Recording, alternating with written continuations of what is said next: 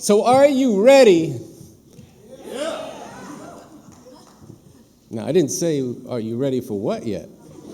But are you ready to get into the biggest questions facing humanity? Yes. Did anybody see the pictures from Agence France, the photographer that ran in the New York Times a couple days ago, of the boats of refugees from North Africa? 1,000 people crowded in a boat built for 200. 24 dead. People below the deck, no light, sleeping amid dead bodies. Even the photographer said, and his pictures bore this out, that this was like the pictures, the diagrams he'd seen, the stories he'd read of the ships of slavery.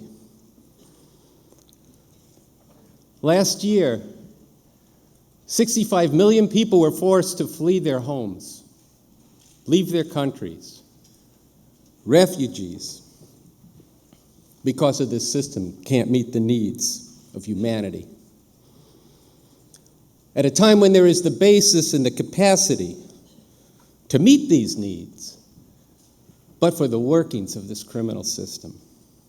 People are driven, they're compelled to take great risks, to endure misery and even death because of the very nature of capitalism and imperialism. And what do the rulers of this greatest of all countries have to say? Well, one says we're going to build a wall, and he demonizes everybody, maybe but himself, but especially immigrants. Yet, the dominant candidate today and the Obama administration has deported more people than any other administration, separating families, children sent back home while their families are here, or vice versa. It can only remind you of the days of slavery in this country, when members of a family were sold down the river and separated for life. Do you agonize about this? Do you feel it unbearable to watch day after day the videos of police killing our Black and Latino brothers and sisters with such callous indifference? Does this make your heart ache? Are you with me here? Yes. Look, these pigs won't stop killing because they can't stop, because this system has no future for whole sections of this society and the people of the world. So I ask you this: are you ready tonight to be challenged and to think critically and scientifically about these great problems we face? Are you ready to hear some real science about why this keeps happening and what we can and must do about it, even if it takes you out of your comfort zone, compelling you to consider and to confront the hard road and the liberatory road that we must travel together if there is to be a future fit for human beings? So get ready to get a taste of the thinking, the person, and the leadership of Bob Avakian.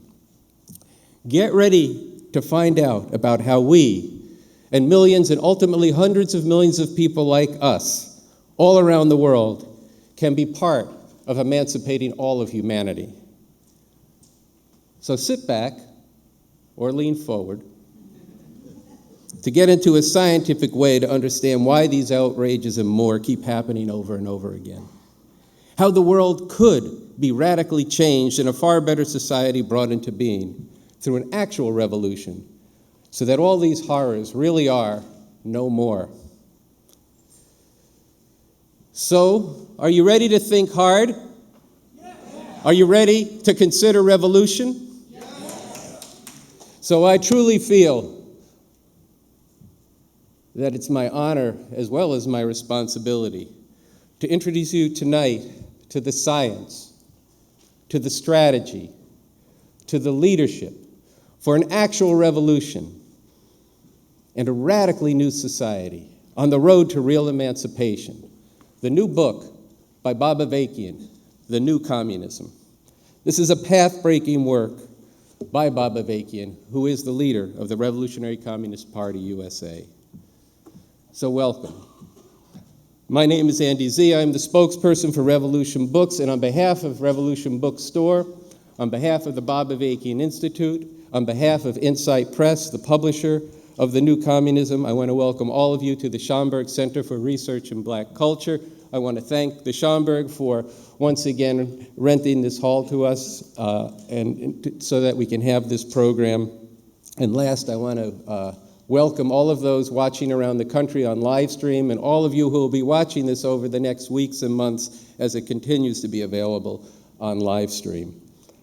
You can access that at revolutionbooksnyc.org or at revcom.us. So the new communism, the science, the strategy, the leadership for an actual revolution and a radically new society on the road to real emancipation is a living laboratory of the new synthesis of communism that has been developed by Bob Avakian. At its heart, this is a thoroughly and consistently scientific approach to society and to the whole process of making a revolution, and then going forward on new ground in a new society to continue to transform the world so that people all over the world can overcome all forms of exploitation and oppression. And in doing this, Bob Avakian has really created the foundation and the point of departure for a whole new stage of communism. This book, The New Communism, challenges conventions and stereotypical thinking. It's filled with the stuff of life. He's bringing science to the people, and he makes you feel the possibility and the potential for masses of people to change their thinking, and to change what they do and how we do it together. The book percolates with B.A.'s humor and his relentless pursuit of getting at why things are the way they are and how they could change. It is a sustained argument for hope for the masses of humanity. It's a hope on a scientific foundation. This book comes from the opening presentation of a conference of members of the Revolutionary Communist Party and supporters. And as the publisher's preface says, it is a master work and a master class. If you want to change the world, you really do need to get into this book. While it's high-level theory, B.A. breaks it down. It is accessible to everyone with a heart for the future. So here's what we're going to do today.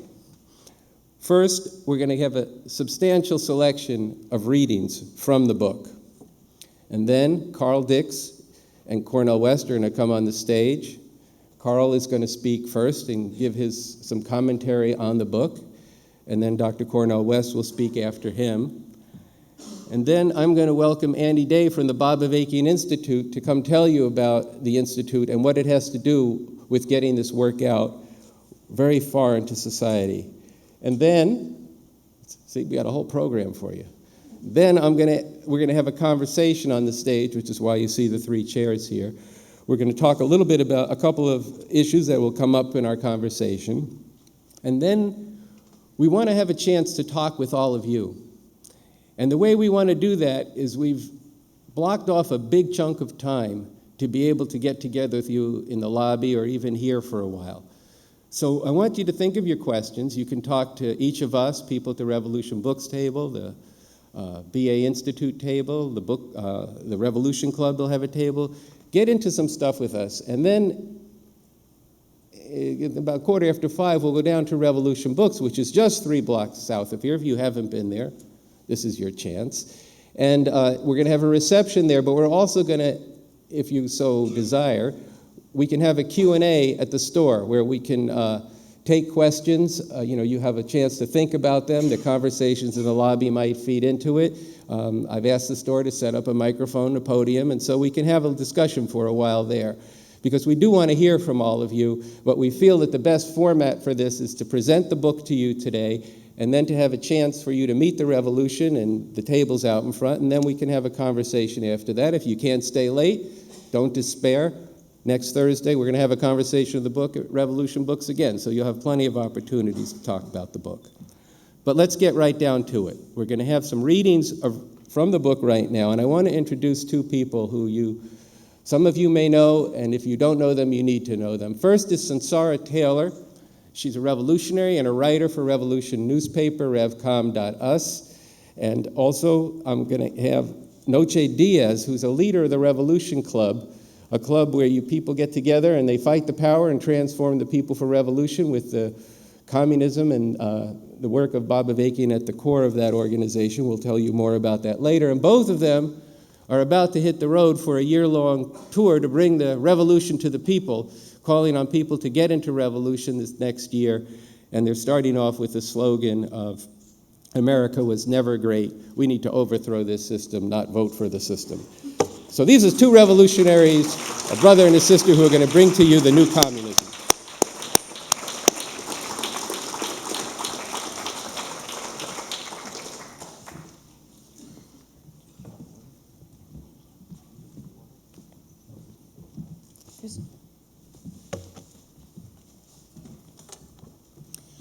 A selection of readings for the book launch of Bob Avakian's The New Communism, the science, the strategy, the leadership for an actual revolution and a radically new society on the road to real emancipation.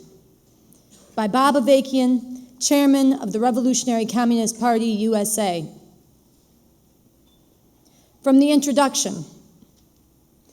In reading reports on work in various areas over the recent period, and looking at our website, revcom.us in particular, I think of a comment by people in Baltimore when people went out to them with revolution. And it's a comment you hear frequently when you go out to masses of people, taking the revolution to them. They pose sharply the question, will you be here? We've seen people come, we've seen groups come and go and talk a lot of talk, but is this serious? Will you be here? This is a very important question and poses a very direct challenge for us. We have to meet this with the answer yes, in the immediate sense, but also in the most profound and all-around sense. We have to be here now, and we have to be here for the whole thing. Whether any particular individual is there at any given time, that's not the question that's really at stake. It's whether or not the movement for revolution, and above all the party, the leadership that people need to get out of this nightmare, is going to be there in an overall and fundamental sense. Because when you get down to it, ultimately, the people really do have nothing if they don't have a party based on the science that can lead them to emancipate themselves and emancipate all of humanity. This is true, whether at any given time people know it or not. And I was thinking about something even heavier when reading about the work being done in Baltimore. The comment of a woman, one of the basic masses in Baltimore, who said, "I'm getting worried," when people were taking the revolution to her. "I'm getting worried." Now you might say, why was she getting worried? She explained, because I'm beginning to hope. Now think about what that means for the masses of people, that they are afraid to hope that maybe the world doesn't have to be this way, that maybe there's a way out of this. Afraid to hope because their hopes have been dashed so many times. Now we know there's a ruling class out there.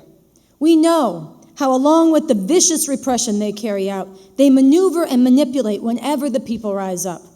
And we've seen it already in Baltimore, for example. Oh, all of a sudden there's a crime wave, they say. They insist they have to come down even heavier with the police, and they need the federal authorities to come in and help out the police because the masses are running wild and the police can't go out and kill them with impunity right now. So all of this is why people say, I'm getting worried. They are afraid to hope. And if we don't intend to meet the responsibilities that we have, if we don't intend to follow through when we go to people and say there's a way out of this, we should get up and leave right now. Because the masses of people do not need anyone else who comes along, fly by night, and leads them to the miserable conditions they will be subjected to and the even worse horrors of this system coming down on them. We have to mean it when we say we're serious about revolution. This brings us to the question of for whom and for what are we doing what we're doing. This is not about any individuals, including ourselves. This is one of the first things you have to come to grips with, that this is not about any individual, but it's about something much bigger. Look, many people do come to revolution out of their own direct experience, what this system has done to them, even though they don't understand it's a system, or even if they have heard this word system, they don't really know what that system is.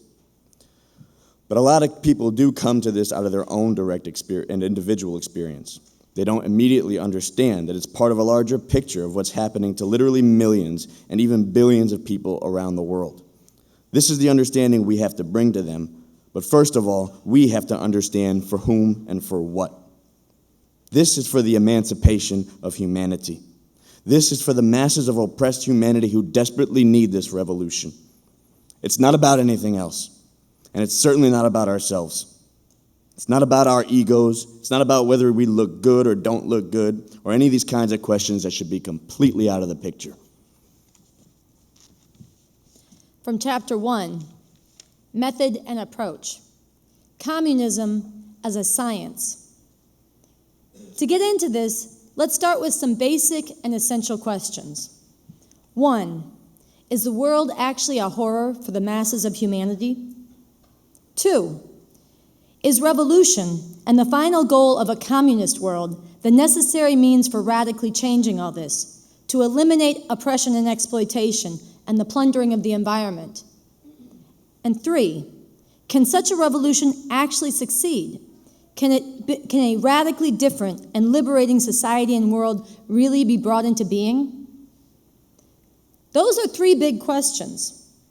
Now, I imagine we can all recite the correct answers to those questions. Yes, yes, and yes. And the substance of those answers, the compelling reasons why those are answers, in fact, all this is brought to life in talks and writings of mine, and in an ongoing way through the website, revcom.us, and Revolution newspaper. But here, we need to focus on this question. How? With what method do we arrive at those answers? By religiosity and just repeating some dogma, or by some other means? And what approach do we take to understanding things in general? This has everything to do with epistemology, with the theory of knowledge, how people acquire knowledge, and how they know whether something is true, whether it has to do with reality or not. In other words, such questions as, what is truth? Is there objective reality? Believe it or not, that's a hotly debated question in society. Is there objective reality? And can we come to know it? And how do we go about knowing the truth about reality? We are never going to get where we need to go without a correct scientific method and approach for knowing how the world really is and how it is moving and changing. And we're never going to get where we need to go without challenging not only what people think, but even more fundamentally, how people think and how they approach the world. To begin with a basic question, what is science? This too is spoken to in a very straightforward, substantial, and compelling way in the interview with Ardea Skybreak, emphasizing that science is an evidence-based process. In that interview, she says many times, you can't just tell me this and tell me that. Show me the evidence. I want to see the evidence. Science is an evidence-based process which seeks to understand reality, not just surface phenomena and what is immediately apparent, but the broader patterns and the deeper relations of things in the world of material reality, things as they actually are and as they are changing. Later in this chapter, B.A. draws out that science is opposed by, quote, what I call a consumerist approach to ideas. It's not an approach of saying, do ideas correspond to reality? But rather, do I like them? It's like you're shopping for shoes or going to a movie. Do I like this or do I not like this? I read a report where a copy of the film of the dialogue between myself and Cornel West was sent to someone who's an intellectual. And they wrote back and said, well, you know, there's a little too much passion in it for my taste. I mean, we could spend the rest of our time here and a long time beyond talking about what's wrong with that.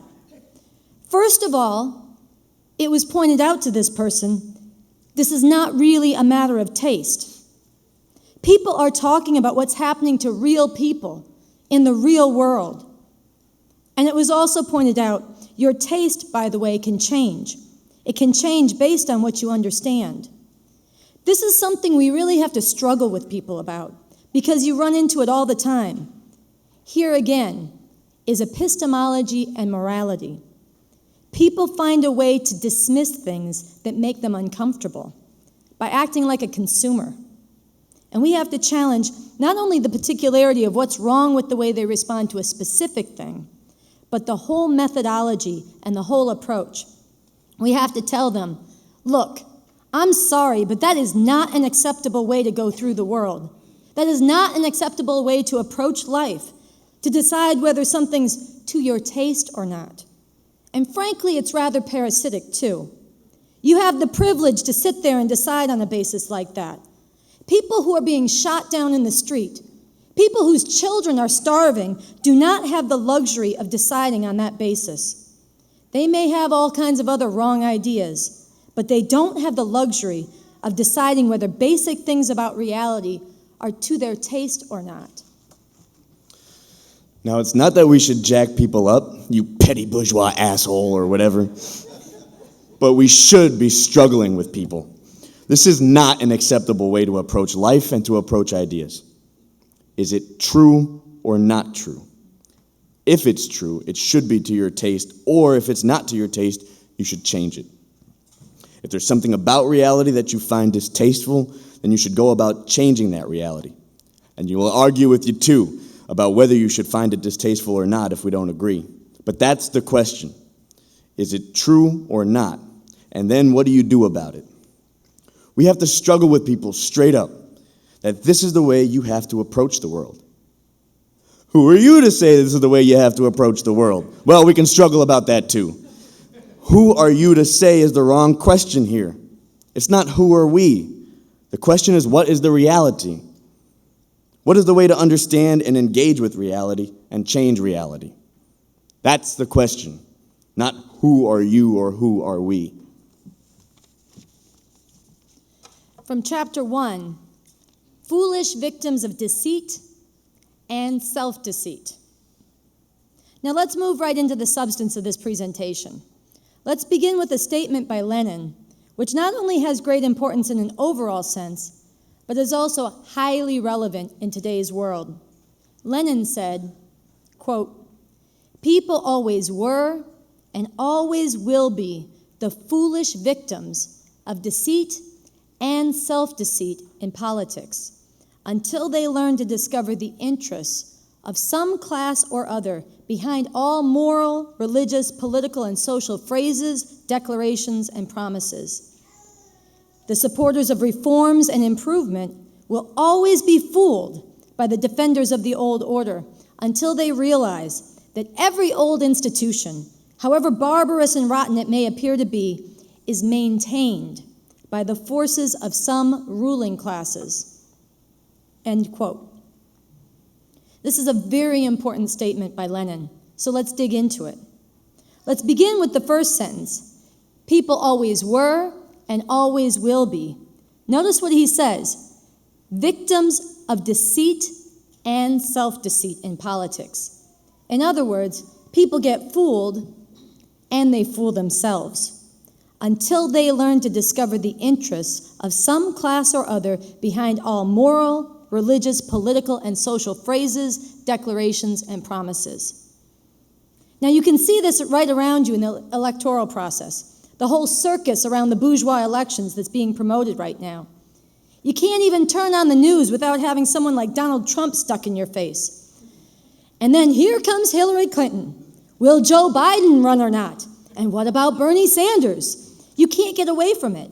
You'd think the elections were next week, and it's more than a year away. But they want you to focus on this, and they want you to think that this is about you, and that these people somehow represent you, when in fact, they represent what? The interests,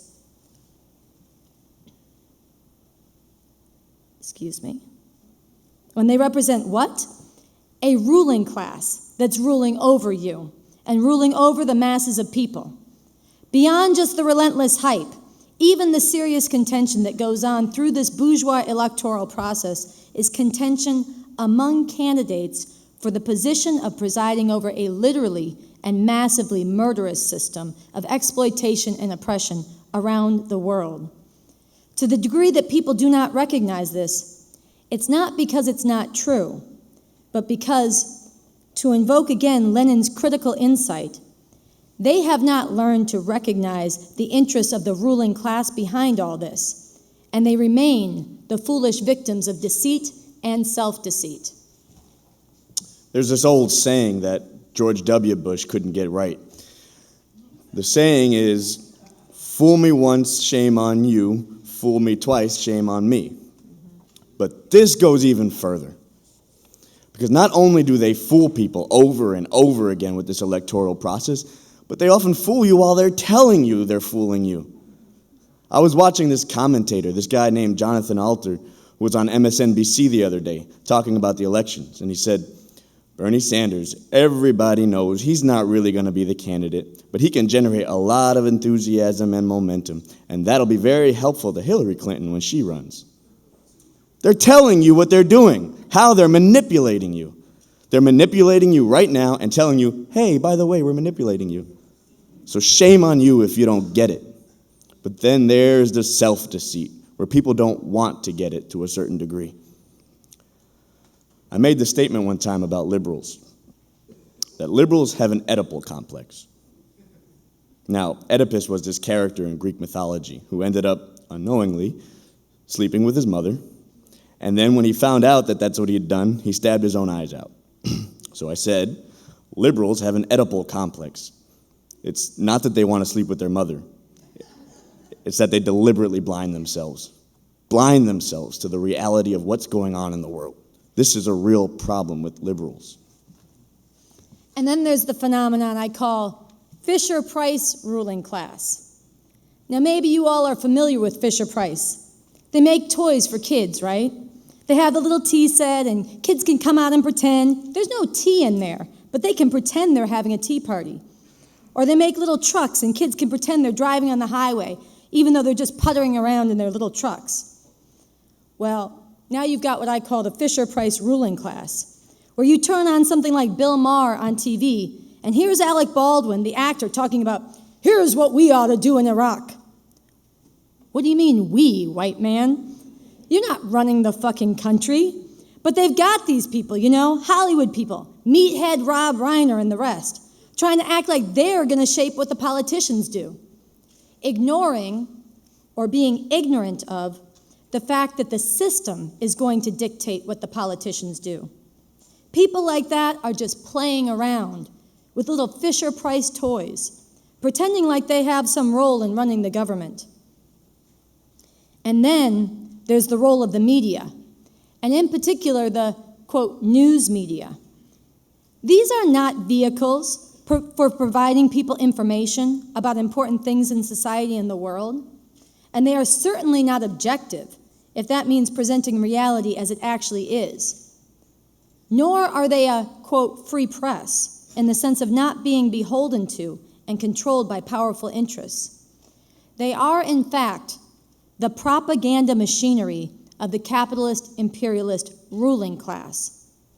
This is not rhetoric, but something which can be and has been clearly demonstrated on the basis of scientific analysis of these media. Who owns and controls them, how they manage and distort what information they provide or don't provide to people, and what this has to do with the basic relations in society. But people will not see this and see through the ways the media operate to shape and manipulate their understanding of things until, again, they learn to recognize the interests of this ruling class behind these media, as well as all the other major institutions in society. You can see the same kind of phenomena with things like the environment. You'll see people do really good exposure, deep and all-around exposure of the desperate situation with the environment, where things really are on the precipice of going over to where it will be very hard, if not impossible, to reverse the damage to the environment. These people go through all that, graphically bringing this alive, and then they get to the end and they act as if everything they just said had no meaning. They start talking about, oh, if you recycle this, if you get a hybrid car, this is going to solve the problem. A problem that they just described as so enormous that it would be impossible to solve it that way. But they're deceiving themselves because they can't see beyond the confines of the existing system, or they resist seeing beyond the confines of the existing system. So as Lenin so sharply characterized it, they remain supporters of reforms and improvements who are always the foolish victims of deceit and self-deceit. And as long as they stay within this framework, they're always fooled by the defenders of the old order because they haven't yet realized that every old institution, however barbarous and rotten it may appear to be, is maintained by the forces of some ruling classes. From Chapter 4 on leadership, in the section on the Cultural Revolution within the RCP.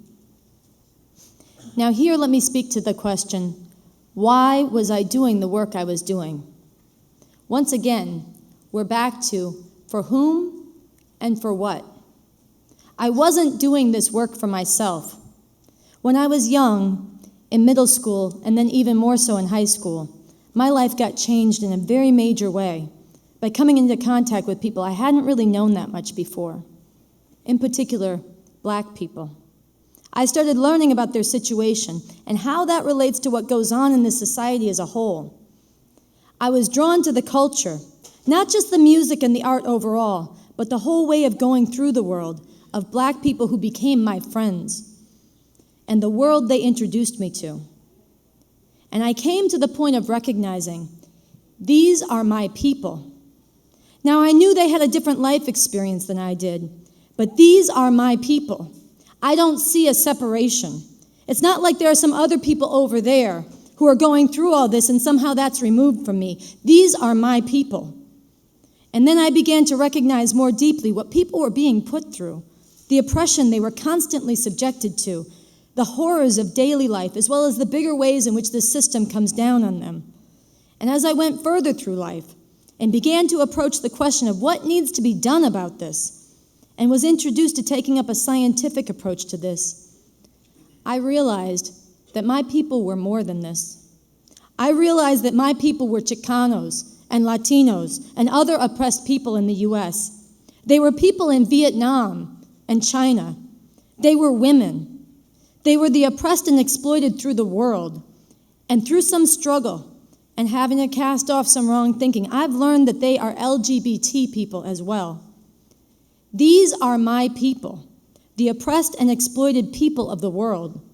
They are suffering terribly, and something has to be done about this. So it is necessary to dig in and systematically take up the science that can show the way to put an end to all this and bring something much better into being.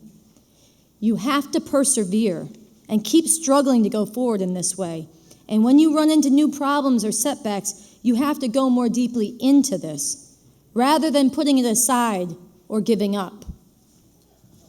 From Chapter 2.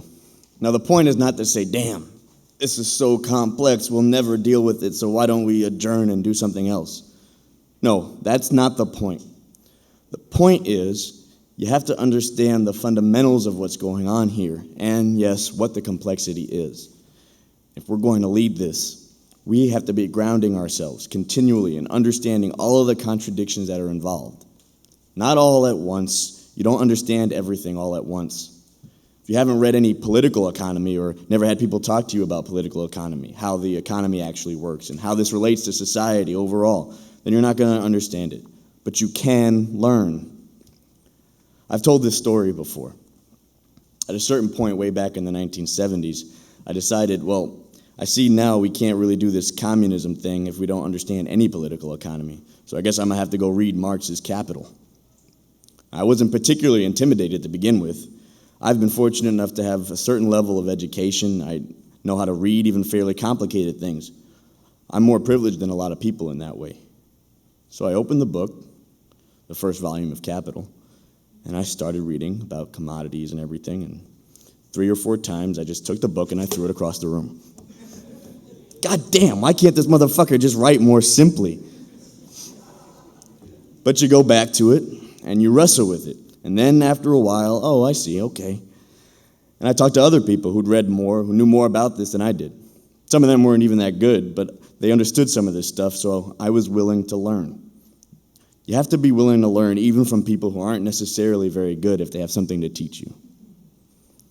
And you work your way through it. Now, just to be clear, I'm not saying everybody has to go read Capital. There are several volumes, and they're long and, yes, complex. But we have to keep working on understanding the world. If you want to transform it, if you want to get beyond all this nightmare madness, you have to put in the work. From Chapter 1, New Synthesis of Communism. The significance of the new synthesis of communism is not that communism is a science and its application to many different spheres has been invented anew, but it has been further developed in many of these key areas, and this provides a qualitatively new basis for people, not just here, but throughout the world, to carry out the struggle to get beyond a world full of all the horrors we're now living under. A bit later in this chapter, B.A. summarizes, to put it in a concentrated way, what is embodied in this new synthesis is a further revolution in human thought, a further revolution which proceeds from the fundamental scientific basis of communism, since its founding by Marx together with Engels, and is, in an overall sense, within the same fundamental framework, but at the same time involves a qualitative leap in the development of communism. Of course, as I've stressed many times, there'll remain an ongoing need, as there is with all sciences, to continue to learn more and further develop communism through the dialectical back and forth between work in the theoretical realm and further developments in the world, including the development of a revolutionary struggle whose ultimate aim is a communist world. But what is crucial to grasp at this point is the reality that the new synthesis represents and embodies a qualitative resolution of a critical contradiction that has existed within communism and its development up to this point, between its fundamentally scientific method and approach and aspects of communism which have run counter to this. This new synthesis has most decisively established communism on a firmer and more consistent scientific basis. So today, 2 things are true. First, humanity, the masses of oppressed humanity and ultimately humanity as a whole, really does need revolution and communism. Only through revolution leading to communism and the ultimate achievement of a communist world without exploitation and oppression can all these horrors that people are subjected to in their billions around the globe actually be brought to an end, and can there be a basis for the environment to be dealt with in a way that doesn't further destroy the potential for human life. So that's fundamental. That is a fundamental truth. Only if there are people who actually are communists and are struggling to lead people on the road of making communist revolution, only to the degree that that is happening is there a way out of this madness, and is there a means for finally ending the long night to which humanity has been subjected for millennia and millennia. That's one thing that's true. The other thing that's true is this: the new synthesis of communism, in terms of method and approach to understanding and transforming human society, and the application of this method and approach to crucial contradictions and problems of revolution, represents a decisive, qualitative leap in the development of the science of communism. From Chapter 2, the strategic approach to an actual revolution. The question poses itself: what is an actual revolution? A lot of people have a lot of misconceptions about this, or throw the word revolution around. Occupy, that was a revolution. What happened in Egypt, that was a revolution. But they weren't. Those were not revolutions. You could say in a certain sense in Egypt there was a revolution that was aborted or stopped short. Some abortions are bad. Aborted revolutions are bad. Anyway, what is an actual revolution? You'll see this statement running continually on revcom.us, where it says, an actual revolution is a lot more than a protest. An actual revolution requires millions of people get involved in an organized way in a determined fight to dismantle this state and system and replace it with a completely different state and system, a whole different way of organizing society with completely different objectives and ways of life for the people. Fighting the power today has to help build and develop and organize the fight for the whole thing, for an actual revolution. Otherwise, we'll be protesting the same abuses generations from now. Later in this chapter, even now, we have to be doing some strategic thinking and have to be proceeding in a certain way, flowing from the necessary strategic orientation. For example, if you read what's said about on the possibility of revolution in part 2 of Birds and Crocodiles, you will see that it's talking about the problem of encirclement. It's talking about the very acute contradiction, a very pronounced contradiction of this society. That on the one hand, you have tens of millions of people among whom, if there were a real possibility of revolution, many would immediately leap to it, even without fully understanding what it is. Another way to put it is this: people for whom daily life really is a living hell. They desperately need and feel the need, even if in a sort of unformed sense, for a way out of this. But on the other hand, you have broad sections of society for whom that is not the daily reality. You have an increasingly apartheid society in America, along lines of nationality, but even in terms of social class. You have an increasingly enclaved and privileged section of the population, which is deliberately gating itself and sealing itself off from the rest of society. Yes, especially from black people and Latinos and other oppressed nationalities, but even from lower sections of the white people in this country. This is a very sharp contradiction. How are you going to make a revolution with that? What's being talked about in terms of encirclement and suppression is that if this revolution jumps off at a certain point with people feeling they have no other way out and they're willing to wage a desperate struggle, even against big odds, if that can be limited and contained to just those people who most desperately need it, it is almost certainly going to be crushed with terrible consequences. So if that's the case, we have to realize that this is an acute contradiction that we have to be working on. Not sometime in the future. We have to be working on it right now and in an ongoing way. I'm going to talk some about this, but we need to keep working on this problem. How do we transform this situation so that when the time comes, it's not going to be the case that they can just easily contain this revolution to those sections of people that they'd frankly just as soon kill off anyway, if you want to get right down on the ground with it. If that were the situation we were faced with, well, we'd have to do the best we could, but it's not the situation we want, and it's not the situation we need in order to have a real chance at winning, and that is the point, after all. So we have to be thinking about this now. Later in this chapter, dealing with the question of internationalism, we have to make revolution here because we need a revolution here. But we also have to contribute in the greatest way we can to the world revolution and the struggle for communism. And one of the important dimensions of that is making revolution here, which will have tremendous positive repercussions, especially as this is done on the basis of internationalism, in terms of orientation and in terms of political work and struggle. We should have this constantly in mind as an important part of our fundamental orientation and sense of responsibility. From the conclusion, the last chapter on leadership. Here is something that needs to be very clearly and firmly grasped. It is a matter of strategic importance to develop a large core of experienced and tested leaders, not just tens, but at least hundreds of such leaders on all levels, firmly grounded in the line, above all, the scientific method and approach of the new synthesis, and capable on that basis of taking initiative to lead, including in situations of sharpening contradictions and intensification of repression, and even attempts at violent suppression by the powers that be, throughout the whole process of advancing the three prepares.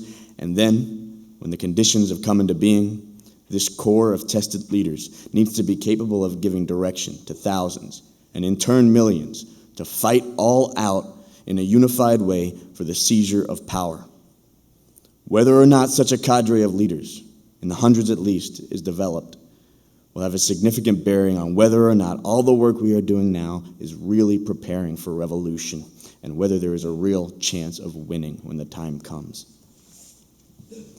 So in conclusion, makers of revolution, emancipators of humanity, that and nothing less is what we are called on to be, and to bring forward in greater and greater numbers, a vanguard of the future, not a residue of the past. That is the challenge that must be met and the struggle that must be waged. Going forward from what we're doing here, back out into the world of the movement for revolution and the party as its leading core, but beyond that, the larger world and its transformation, which is the scope and the purpose of what this revolution and this party are and must be all about. Bringing alive, amplifying in a living way, propagating and fighting in a compelling way for what has been grappled with and learned here, and the revolutionary line and leadership it represents, to consistently build for an actual revolution, concretely accumulate forces for this revolution, and continue to further transform and strengthen the party as the force at the core of this revolution. This is what we must be all about, what we must be determined to do.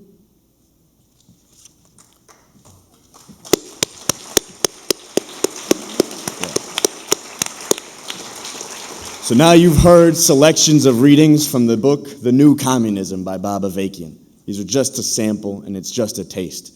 There's a long way to go, and we're just getting started. Thank you.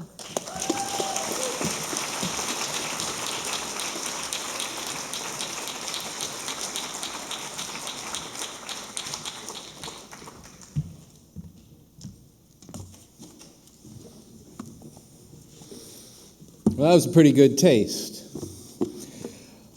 Okay, so now I want to invite Carl Dix and Cornel West to the stage. Carl Dix, he's also a long-distance runner in the fight against oppression. He's been a founding member of the Revolutionary Communist Party. He's a writer for Revolution newspaper, revcom.us. And Cornel West is a voice of conscience, a scholar and a fighter for social justice. He's the author of Race Matter, Democracy Matters, and Brother West, Living and Loving Out Loud. More recently, he wrote The Black Prophetic Fire, and I'm not going to go through everything he's written. Cornel West, as I think you know, has a deep love for the people, for all the people, but most especially the most oppressed on the planet. And both Cornel and Carl were co-founders of the Stop Mass Incarceration Network, and they've shared some struggles and they've shared some jail cells together. And so I want you to join me in welcoming both of them to the stage. Carl will speak first, and then Cornel will speak. Give a big welcome.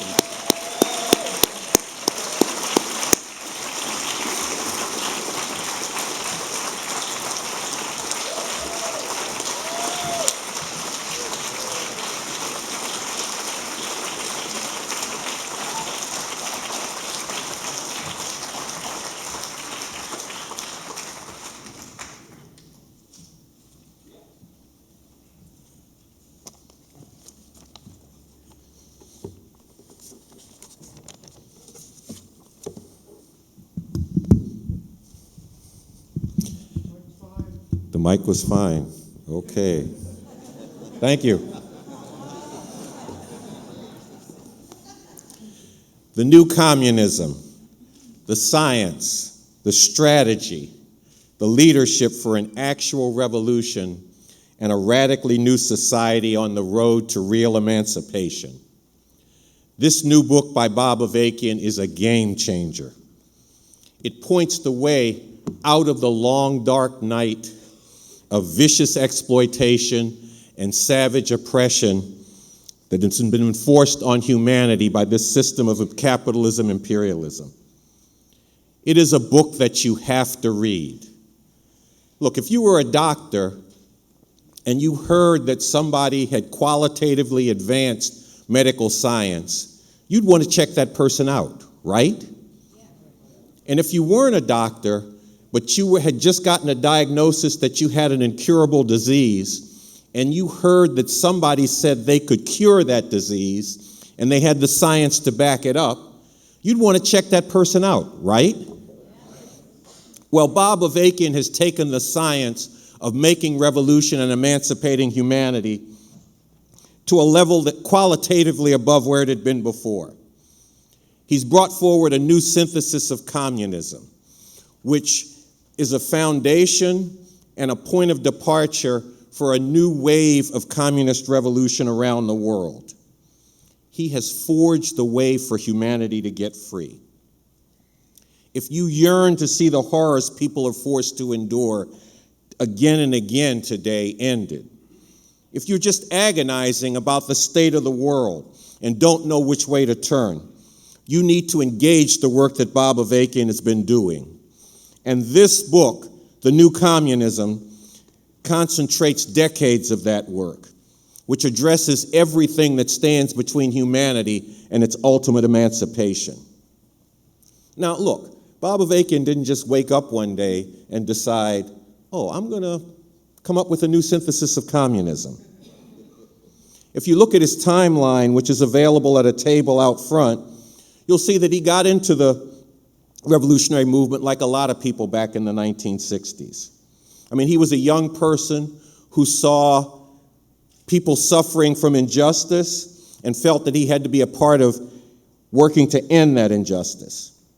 And if you read his memoir, which is also available at the tables out front, you'll see that he always wanted to get to the bottom of things, dig into the evidence, and find out the truth. So when he got into the revolutionary movement, he brought that approach along with him. He developed a way of looking at things, not just at how they were on the surface, but digging beneath the surface. Why are things the way that they are? And how did they get that way? And he looked at all of this from the perspective of how to take things where they needed to go, to getting rid of this system and ending exploitation and oppression once and for all. When the movement ran up against obstacles, he put himself to figuring out why and what were we going to do about these obstacles. He did this in the early 1970s when there was a big struggle in the movement over whether the approach should be one of nationalism versus internationalism. And then he did it again a few years later in the mid-70s when those who stood with Mao in China were overthrown and revolutionary rule was ended. Now, this was no minor development. This was a major setback that marked the end of the first wave of communist revolution. Now, this setback and the way the imperialists and their mouthpieces used it to push the idea of the death of communism caused a tremendous amount of confusion. It led a whole lot of people to just give up on fighting for change. And it caused others to give up on revolution and instead to work for incremental changes that left the capitalist imperialist system intact. In the face of this setback, Bob Avakian did not give up on revolution, nor did he just cling to it with some kind of religious notion that it was the right thing to do. Instead, he interrogated the whole history of communist revolution, including looking square in the face at the truths that make us cringe. Were we wrong to think that revolution was necessary and possible? And if revolution is what humanity needs, were there shortcomings and errors in the communist project that stood in the way of making revolution and emancipating humanity? See, and it was out of this decades-long interrogation that the new synthesis of communism developed. The core of the scientific understanding of how to make revolution, developed by leaders like Marx, Lenin, and Mao Zedong, are continued in what Bob Avakian has developed. But he has identified and broken with some secondary but significant unscientific aspects that had been in communism as it had been previously understood, and that were holding it back. As our party has said, to be a communist today means being a follower of Bob Avakian. This is a very big deal. The science of human emancipation has been rescued and advanced to a new level. And we should appreciate what a big deal that is. See, and this scientific method has been a hallmark of the leadership that Bob Avakian has given to this cause of making revolution and getting rid of this system and the exploitation and oppression it enforces on humanity. Using this method, Avakian goes to work on reality, working to transform it in the direction that it needs to go. And he invites, wait a minute. He challenges others to join him in this work. I know about this because I've seen this in the decades that I've been a follower of Bob Avakian's leadership. I've been challenged by him, just like others have, to get with this work. See, and this is the method that Bob Avakian wields throughout the new communism, to confront the questions facing everybody who wants fundamental change. What is the scientific method? How does it apply to society, and how can people learn to wield it? Is it true that this system cannot be reformed, and it'll take revolution, nothing less, to end these horrors? Is an actual revolution one that overthrows the system and replaces it with a totally different and far better system possible? And how could an all-out revolution that had a real chance of winning be initiated in a country like this? What would the society look like that would be brought into being by this revolution? And what kind of leadership do we need to do this? If you're concerned about the future of humanity, if you want to see the misery, the degradation, and the brutality billions of people on this planet are forced to endure, you need to get your hands on this book. Now, let's be clear. Avakian does not do this work out of a sense of ego. He does it because billions of people on this planet are suffering unnecessarily and need revolution to end that suffering. And because billions more people don't want to live in a world where such suffering goes on. That's who it's for and what it's for. He didn't dedicate his life to this cause and stand up to the repression and the attacks that have come down on him because he's a nice guy, although he is a nice guy. And in fact, he wrote an article calling on all of us to be nice guys all the way through the revolutionary struggle. Avakian does this work and has never given up, both because he sees and feels this suffering and because he understands on a deeply scientific basis that things do not have to be this way. And yes, he's got a bone-deep connection to and feeling for the masses of people on the bottom, without a hint of condescension in this. He ain't coming at it like a social worker who's trying to help out some people who are in a bad situation. He applies the science of revolution to understand deeply the conditions people are caught up in and the things these conditions drive them to. Listen to this quote from Basics, a collection of essays and quotations and essays from the work of Bob Avakian.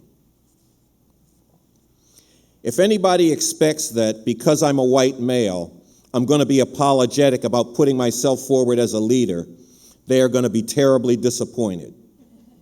You are in for a big disappointment if you expect me to be apologetic about that. Because whom are we thinking about when we're thinking that way? And what are we thinking about? Are we really thinking about the masses of people who are bitterly oppressed and what they need to get out from under that oppression and to make a whole different and much better world? Or are we thinking about something else? That's why I don't feel like tailing these masses. There are plenty of people pandering to them and using them in various ways and feeling sorry for them. I hate the way the masses of people suffer, but I don't feel sorry for them. They have the potential to remake the world, and we have to struggle like hell with them to get them to see that and to get them to rise to that. We shouldn't aim for anything less. Why should we think that they are capable of anything less? And yes, there are a number of contradictions, a tremendous number. I'm not an idealist. I'm not a soft-headed liberal.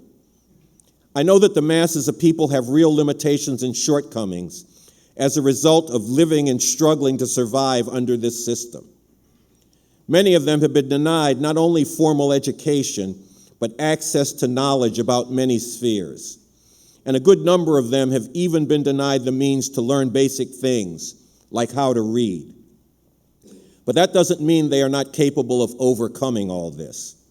And it doesn't mean that they have not accumulated a great deal of experience and knowledge and wisdom of many kinds, which can contribute to the development of the revolutionary struggle, especially as this is taken up by people wielding a scientific, communist outlook and method and spreading this among the masses of people.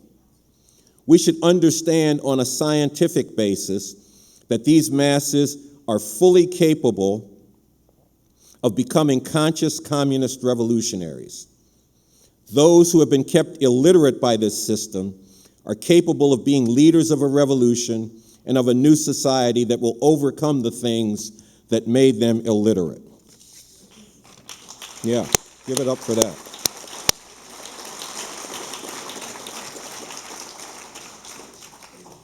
Bob Avakian gets these masses, and those masses get him too. They see that he understands what they're up against, and he has faith, a scientifically founded faith, that they can get out of what they're into and become emancipators of humanity. Listen to what a prisoner has to say about finding Bob Avakian in jail.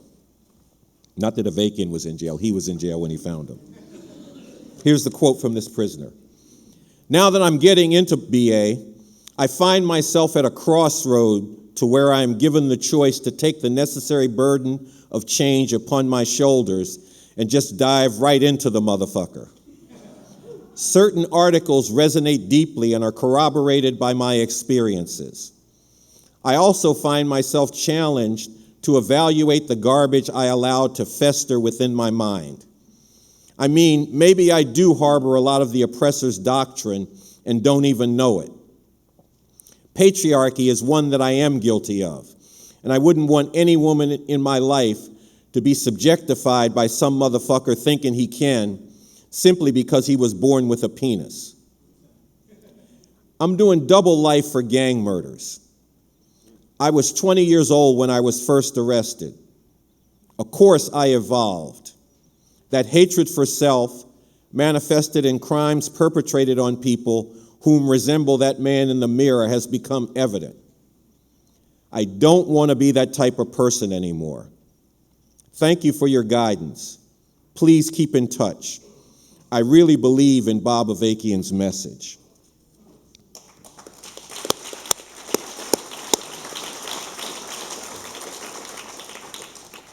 Now, finally, I want to talk about leadership.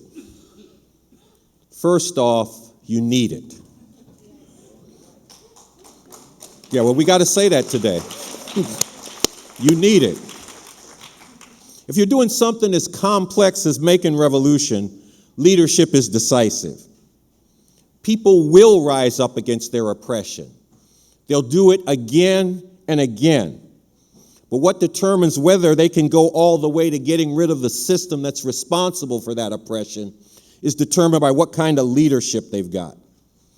This is a lesson of history, and it's one that we're still seeing today. In Egypt, Millions of people took to the streets and toppled the Mubarak regime 5 years ago.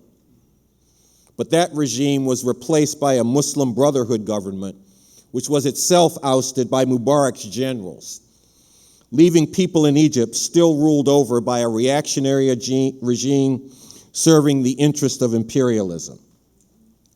And we saw this with the liberation struggles in Africa. This is something that Avakian discusses in the New Communism as part of a chapter on leadership that concentrates work that he's done on this question that goes way beyond previous revolutionary leaders. I mean, look, in Africa, people struggled for decades to end imperialist domination. Many of the leaders of these struggles spent decades in jail, sacrificed a hell of a lot. But when independence was won, these leaders joined with the imperialists and continued the looting of their countries. I mean, the daughter of the leader of the liberation movement in Angola became Africa's first female billionaire.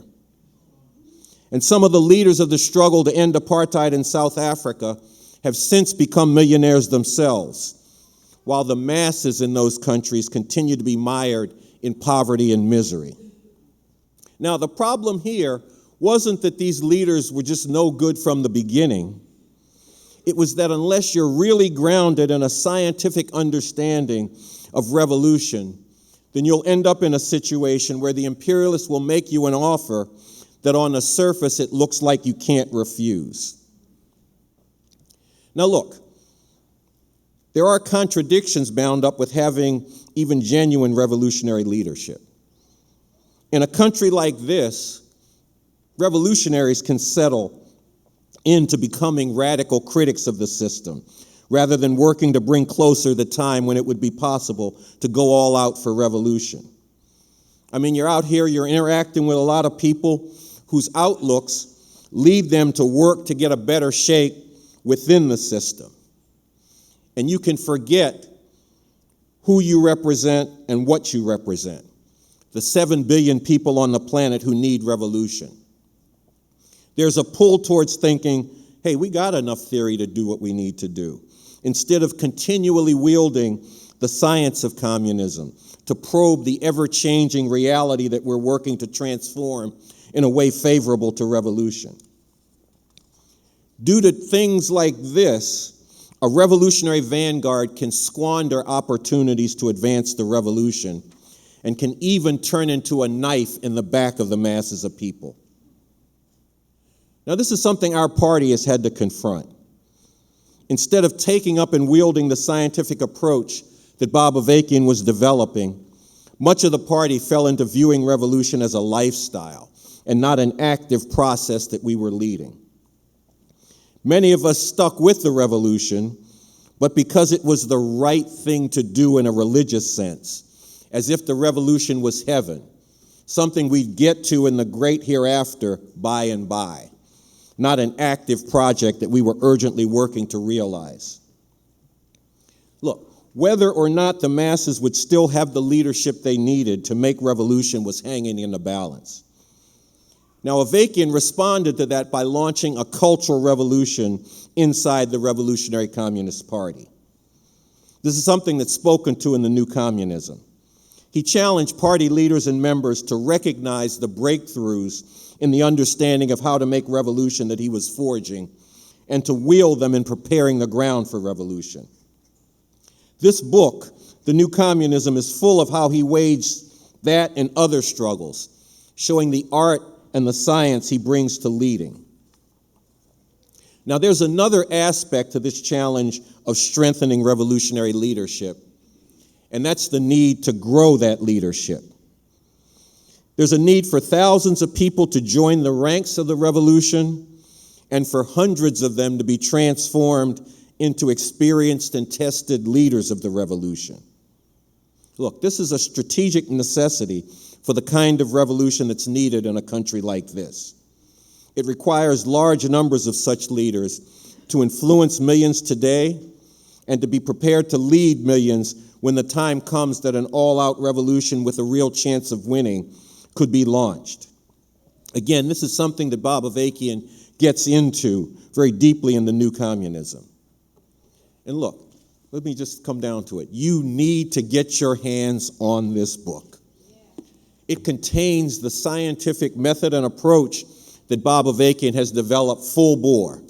Now, let me warn you now, it's not sound bites to be memorized and spit out, on demand when you're out in the neighborhood talking to somebody about revolution. But it is training in how to be scientific, and it concentrates on the major questions confronting all of us who want to see the horrors humanity is facing ended once and for all. I mean, just step back and look around the world. Everywhere you turn, you see people suffering unspeakable horrors. I mean, look, just in the last couple of months, I was in Baton Rouge after the police murdered Alton Sterling. I went to Charlotte after the police murdered Keith Lamont Scott. Before that, I was in Baltimore for the trial of the police who murdered Freddie Gray, who were exonerated by this system. Again and again and again this happened, and it's got to be stopped. You look around the world and you see that the environment of the very planet we live on is being chewed up by this capitalist system. That's got to stop. And if you see these horrors and you want to see them stop, this is a truth. People will be condemned to continue suffering these horrors unless and until we make revolution and get rid of this goddamn system.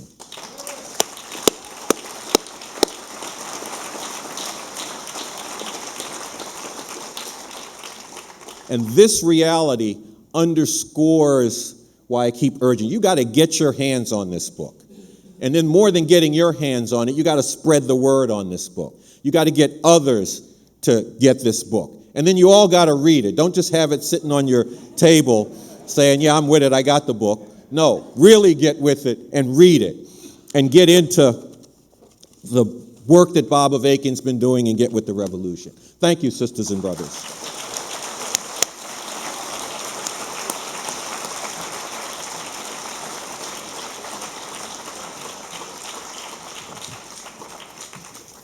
What a blessing it is to be back at the Schomburg. This is consecrated space for so many of us.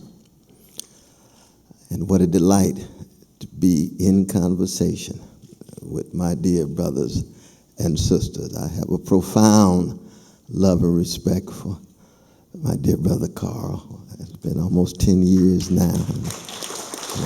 I salute him. I salute him. Sister Lavette, his magnificent wife, who's here from Brooklyn and Baltimore. I have a deep love and respect for Brother Andy and Brother Noche and Sister Sansara. We've been in the streets and we shall continue to be in the streets. That I come from a tradition of a people who, after being terrorized and traumatized and stigmatized for 400 years up to this very moment in so many ways, have a profound commitment to trying to understand this capitalist civilization in profound decay and pervasive decline. And how do we stay in contact with the humanity of those Franz Fanon called the wretched of the earth? It is no accident that so many of the truth tellers and the witness bearers concerned not just about white supremacy, not just about empire, not just about patriarchy, not just about ecological catastrophe, not just about losing sight of the humanity of precious gay and lesbian and bisexual and transgender folk, but the tradition that represents what this institution initially was about. You see, black freedom fighters understood that communism, socialism, and Marxism were indispensable tools. The greatest black scholar ever produced, the greatest scholar in many ways, public intellectual produced in this nation, in this empire, W.B. Du Bois, died a communist. That's no accident. C.L.R. James, communist. Early James Baldwin, son of Harlem, magnificent in so many ways. Early years, Trotskyite, yes, that's communist socialist too. The first city councilman from Harlem, Benjamin Davis, communist. Victoria Garvin, communist. What is it about this tradition that my dear brother Bob Avakian who I also have a deep love and respect for. There's no doubt he's the real thing in terms of the depth of his commitment and the quality of his conviction. Trying to keep alive a tradition that says, yes, we live in catastrophic circumstances, but there is a way out. There is an alternative. Do not give up or cave in to a mainstreaming and a streamlining that is forever in denial of those catastrophic circumstances.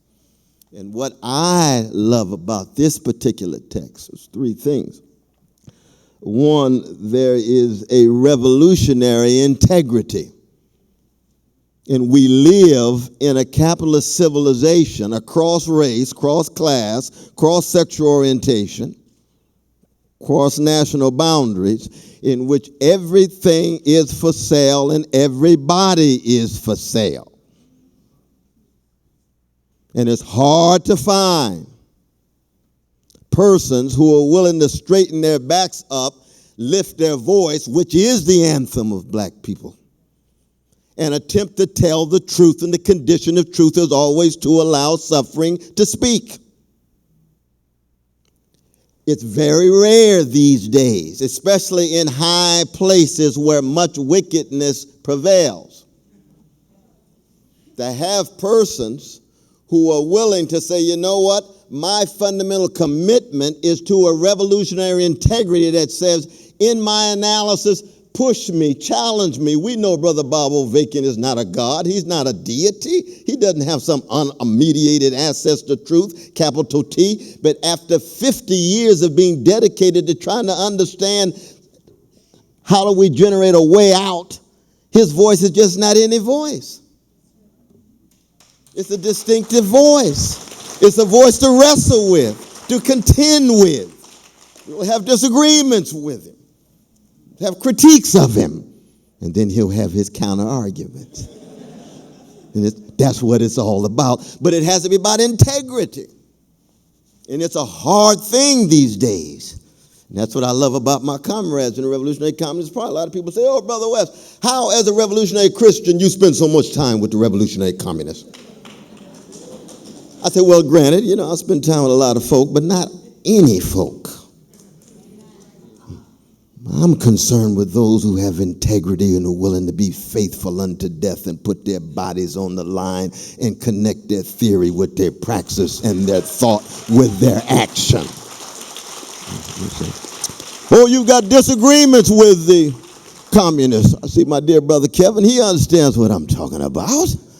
Of course I've got disagreements with communists. I'm not a communist. I'm a revolutionary Christian.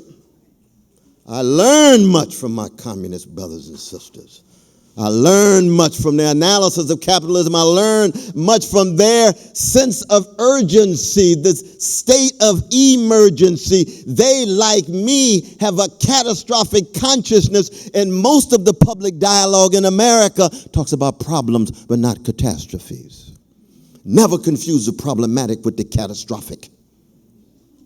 There's never been a Negro problem as a catastrophe visited on black people. There's never been a woman's problem as a catastrophe visited on women. There's never been a homosexual problem as a catastrophe visited on gay brothers and lesbian sisters and bisexuals and transgender. Never such thing as a Jewish problem as a catastrophe visited upon Jewish folk. No such thing as a Palestinian problem. There's a catastrophe visited on Palestinians. Catastrophic consciousness is part and parcel of an analysis that flows from revolutionary integrity. And so just be setting a framework in which you enter and you say, look, what is at stake is life and death. What is at stake is a conception of who you are as a human being and who you will choose to be in the short time in your move from mama's womb to tomb. That's what's at stake here. That's hard these days because, as my brother says, most talk is about lifestyle, cash, status, position, polls, constituencies, market calculations. That's how most folk proceed. That's why we have such mediocre leadership. The black community, brown community, trade union movements, and so forth, because he's so tied into a mainstream mentality tied to their careers rather than their callings. What you see in this text, the new communism, is a brother for over 50 years who has a deep sense of calling, and his calling is a response to the indescribable levels of suffering of the masses of black people all around the world, and he's willing to live and die for it. That's important. That's important. So there's a connection between revolutionary integrity on the one hand, but also a revolutionary internationalism that begins at home. And for me, it always begins on the chocolate side of town. We got so many black people in America, love everybody but black people. Why? Because it's a nice career move. Because it fits you in, allows you to become maladjusted.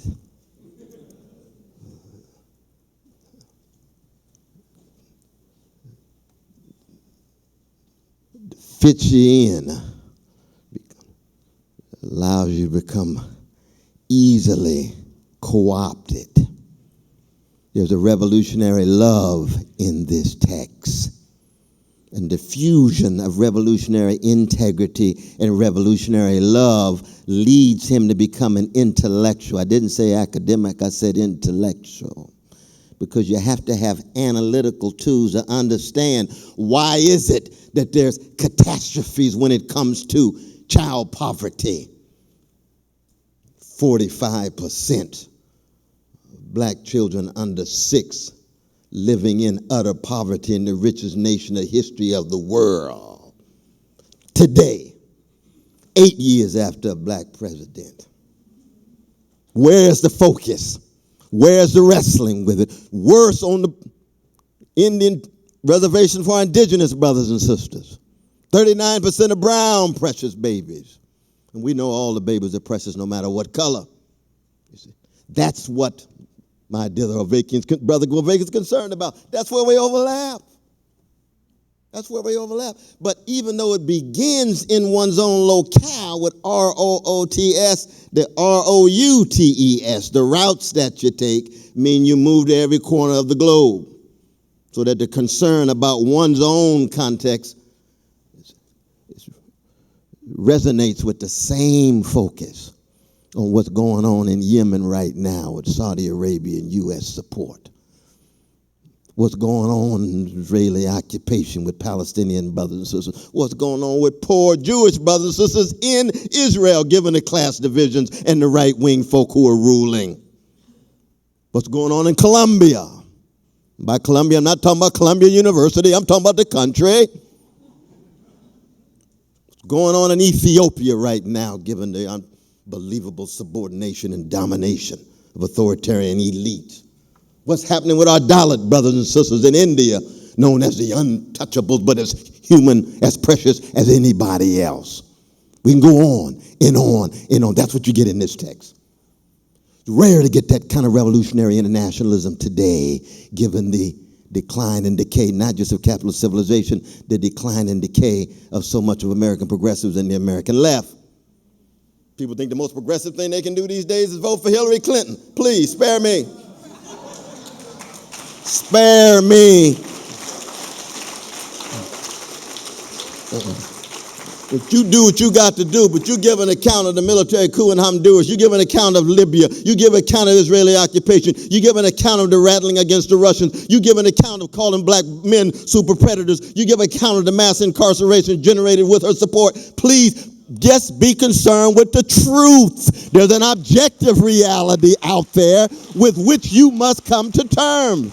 Don't lie to yourself. Don't deceive yourself. If somebody come up to me, I know all those things and I still want to do it. Well, okay, fine. At least you're not lying. You're just wrong, but you're not lying. But mendacity goes hand in hand with hiding and concealing criminality, because lies are a way of denying catastrophe, and the history of America has been one in which we only have these problems, but we lie about the catastrophe. That's why the U.S. Constitution didn't refer to the institution of slavery. They just had some problems they wanted to solve, but the catastrophe, which is the precondition of them existing, was denied. That's the basic American orientation. That's the basic American disposition. That's what our dear brother refuses to do. And in his analysis, and I'll sit down, 5 different stops that he has. I love this section of this text, other than to talk about my people being all people. So I learned that in Sunday school. He learned it in the Communist Party, but that's all right. My people across the board, I don't care who they are. But the 5 stops, he always puts the struggle against white supremacy at the center. That's not true for most American leftists. It's certainly even not true for most American socialists. You see. Second, the centrality of the issue of gender and vicious forms of patriarchy inseparable from that white supremacy.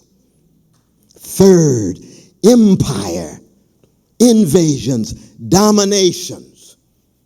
Nobody says a word about millions of Muslim brothers and sisters who've been killed as a result of the invasion and the occupation of Iraq and Afghanistan, and the drones that are being dropped on precious babies in Yemen and Somalia, as if a Muslim baby doesn't have the same value as any other baby. We just go and proceed to talk about policy. Well, what do you think will happen when you have nearly 1 million folk who have been killed and their deaths are rendered completely invisible? Completely invisible. Well, you're going to end up with some gangsters. You're going to end up with fascists who will use their understanding of Islam as a critique of the American empire, called ISIS and Al-Qaeda. And we know they're gangsters. We know they're thugs. But you know what? Their concerns about Muslims ought to be our concerns, even as we attempt to push them back. That's the kind of sensibility at work in this text. Empire. And the fourth, the planet. Not just global warming, it's ecological catastrophe that is impinging every day, primarily owing to corporate greed and the elites who are in the driver's seat of a capitalist civilization that cuts across national boundaries. That's what you find in this text. And last but not least, the concern about our precious immigrant brothers and sisters and the vicious scapegoating that's going on, the deportations under neoliberal presidents, no matter what color they are, the attempt to lose sight of their humanity. And how do you bring this together in such a way that you have a united front? And that's in part what he's calling for. And I, as a revolutionary Christian, in the name of Jesus, will be part of that united front, even given the disagreements that we might have. That's why I like this text. That's why it's important to do that. Thanks a lot.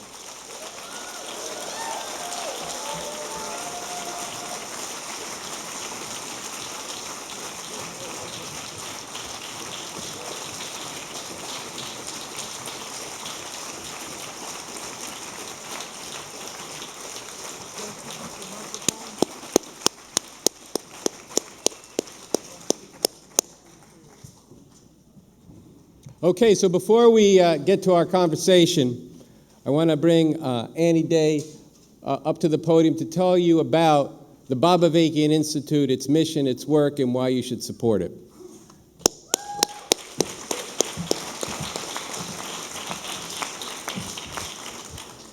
Well, I'm thrilled to be here. So being here so far tells you a great deal about the importance and the significance of the Bob Avakian Institute. And I want to thank Carl and Cornel for their very deep commentary, and Sansara and Noche for giving life to this world historic text. But before I tell you about the work of the BA Institute, I actually also want to refer to the photographs that Andy opened this program with. Photographs of hundreds of refugees from sub-Saharan Africa, crammed, gasping for air, crammed into boats. And Andy mentioned it, the headline read, "Just like a slavery boat, 2016, And we're reading headlines that say, just like a slavery boat. Now, there's a lot of things that are really painful about those photos and about those stories. There's the stories of what led people to flee their homelands, the starvation, the war-torn character of the countries, the repression. There's the indifference and the callousness of people in imperialist countries attempting to turn their heads away.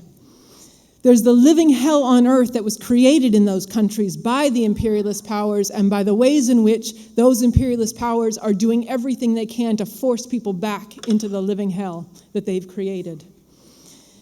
But the most painful part of those photos was the fact that those hundreds and the thousands and tens of thousands more like those people is that they don't understand why they are in that situation to begin with. They don't understand the source of their suffering, and they don't know that there's a way out. And those proffering solutions are false solutions. The Islamic fundamentalists that Cornel just referenced, promising a heaven in the afterlife in Allah. The NGOs, a lot of good heart and a lot of energy, but no answers. But again, there is an answer and there is a way out in the new synthesis of communism and the leadership of Bob Avakian, who's developed this. And you've heard this today.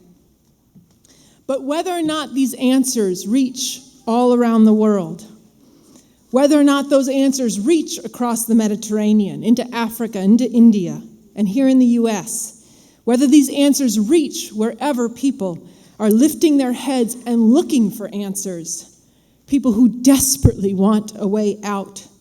Whether these revolutionary breakthroughs are known depends a great deal on you sitting in this room today and on you watching the live stream all across the country. I'm going to speak to several ways that you can be part of this. But first, I'm going to ask you to pull out your wallets and to pull out your checkbooks if you still have those. Now, don't decide, hold on with the baskets. And don't decide yet on what you can give. And on the live stream, hang on too. What difference will it make in the world if the new synthesis of communism and if BA are known?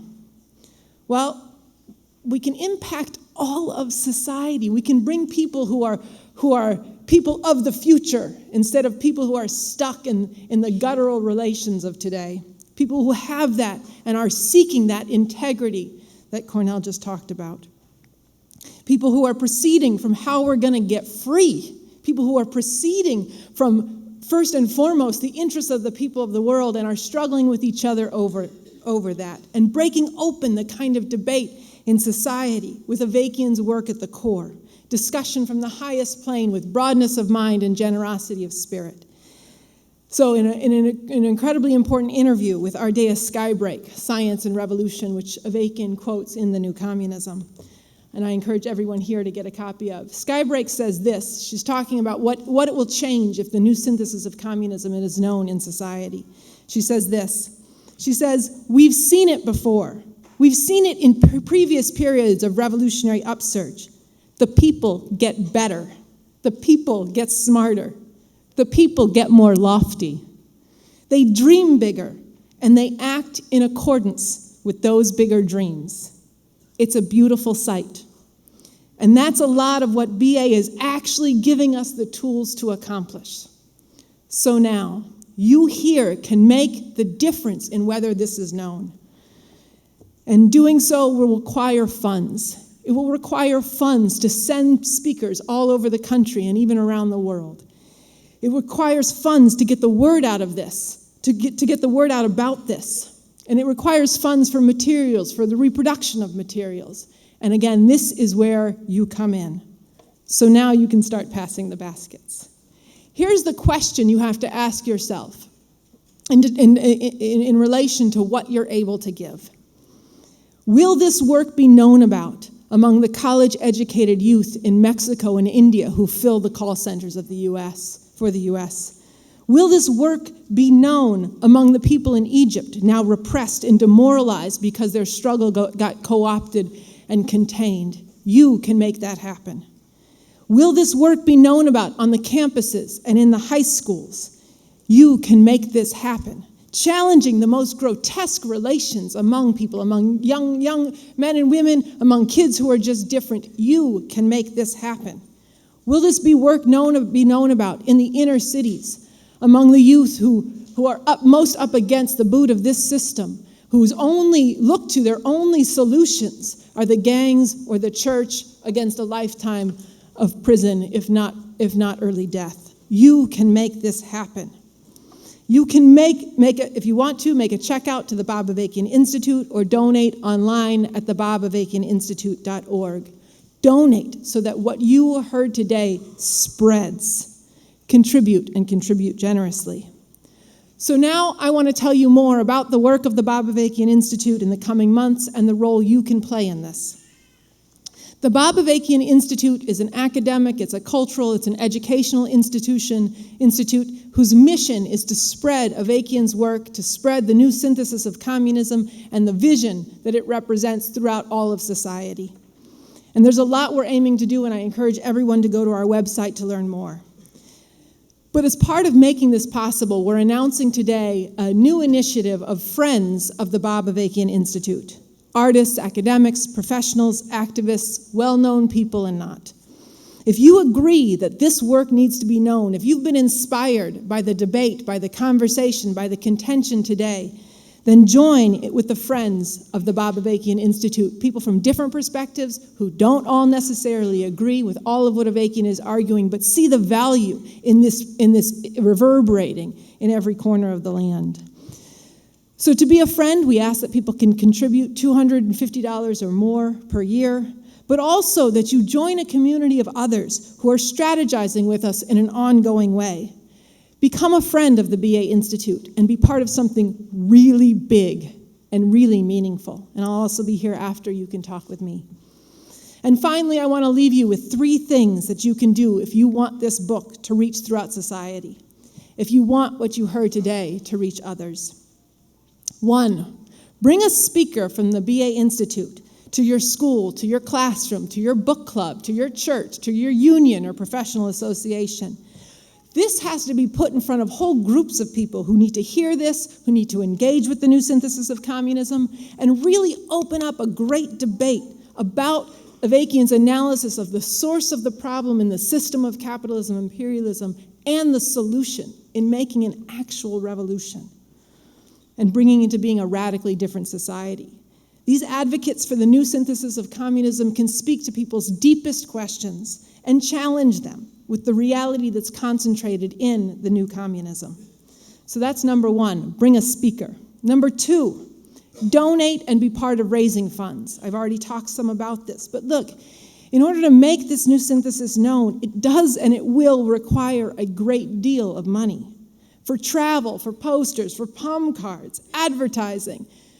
Again, what difference would it make if these revolutionary breakthroughs were known about in Greece, throughout India, to reach the refugees that I talked about earlier and to bring them the answers that they need, but also all throughout the U.S. on every college campus, in every high school.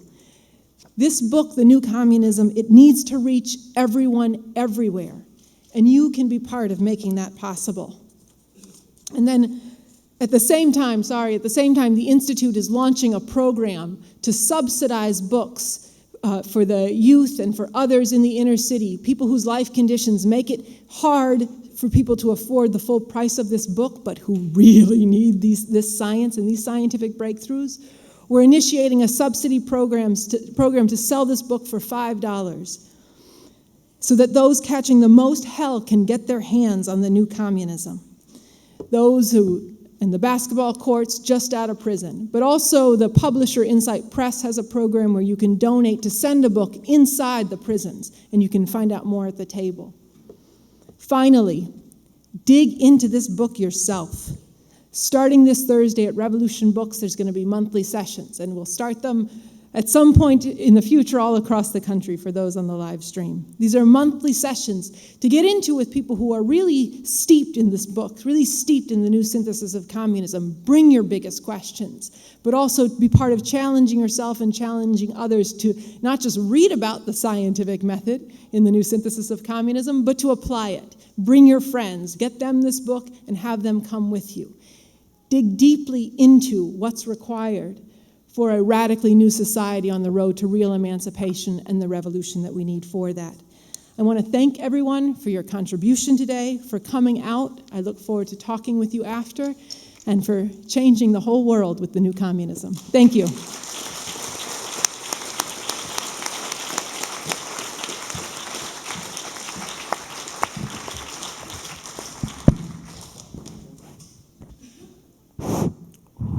Okay, so you guys, your microphone. Think so.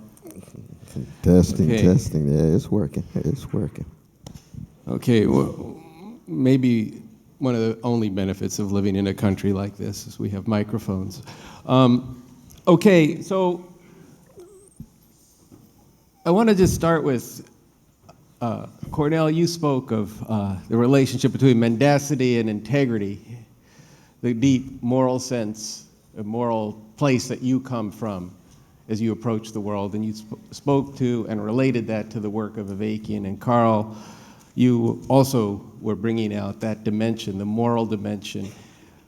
But one thing I think it has always struck me in this book and in Avakian's work is that he goes at the question of morality differently than other people do. I just wonder if we could deepen that a bit more. The relationship between being scientific and what is and what could be and what ought to be, to put it that way.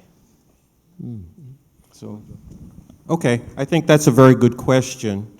Look, I stepped into it a few different places, one of them being coming off of who is this for and what is it for?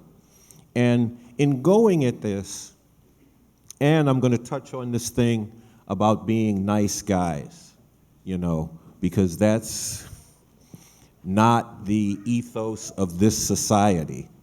And what does it mean, but why are you being nice guys is very important. Because it really is the case that billions of people are suffering unnecessarily. And this isn't, like I said, something that he just came to out of the goodness of his heart, although he does have a good heart.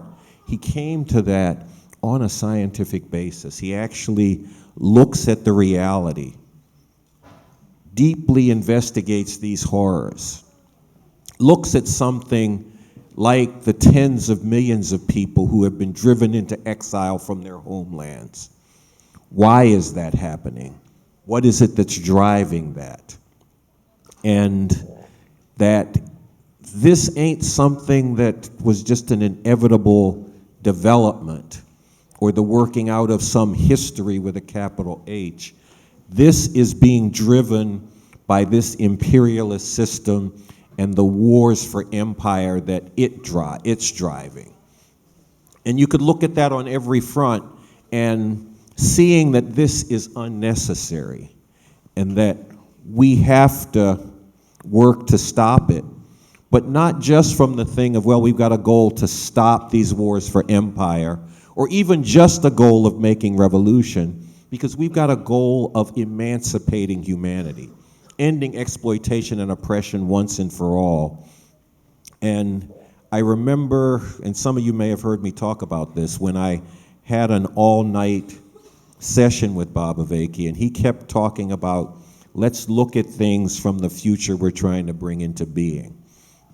And this has something to do with the morality as well, because it's not like, what is it we got to do to take this next step? And that determines how we're going to do it. We are trying to get somewhere. We're trying to end exploitation and oppression once and for all. And what does that require that we do right now? In terms of even like the point of struggling with people to become emancipators of humanity. Because look, there are a lot of people out here who hate the shit that's coming down on them and could be unleashed to fight on that basis. And some people even start out that way. I mean, when I got started, I didn't like what was happening to black people, and I didn't want to become a killer for this system. Now, that was a good start, but I had to get beyond that.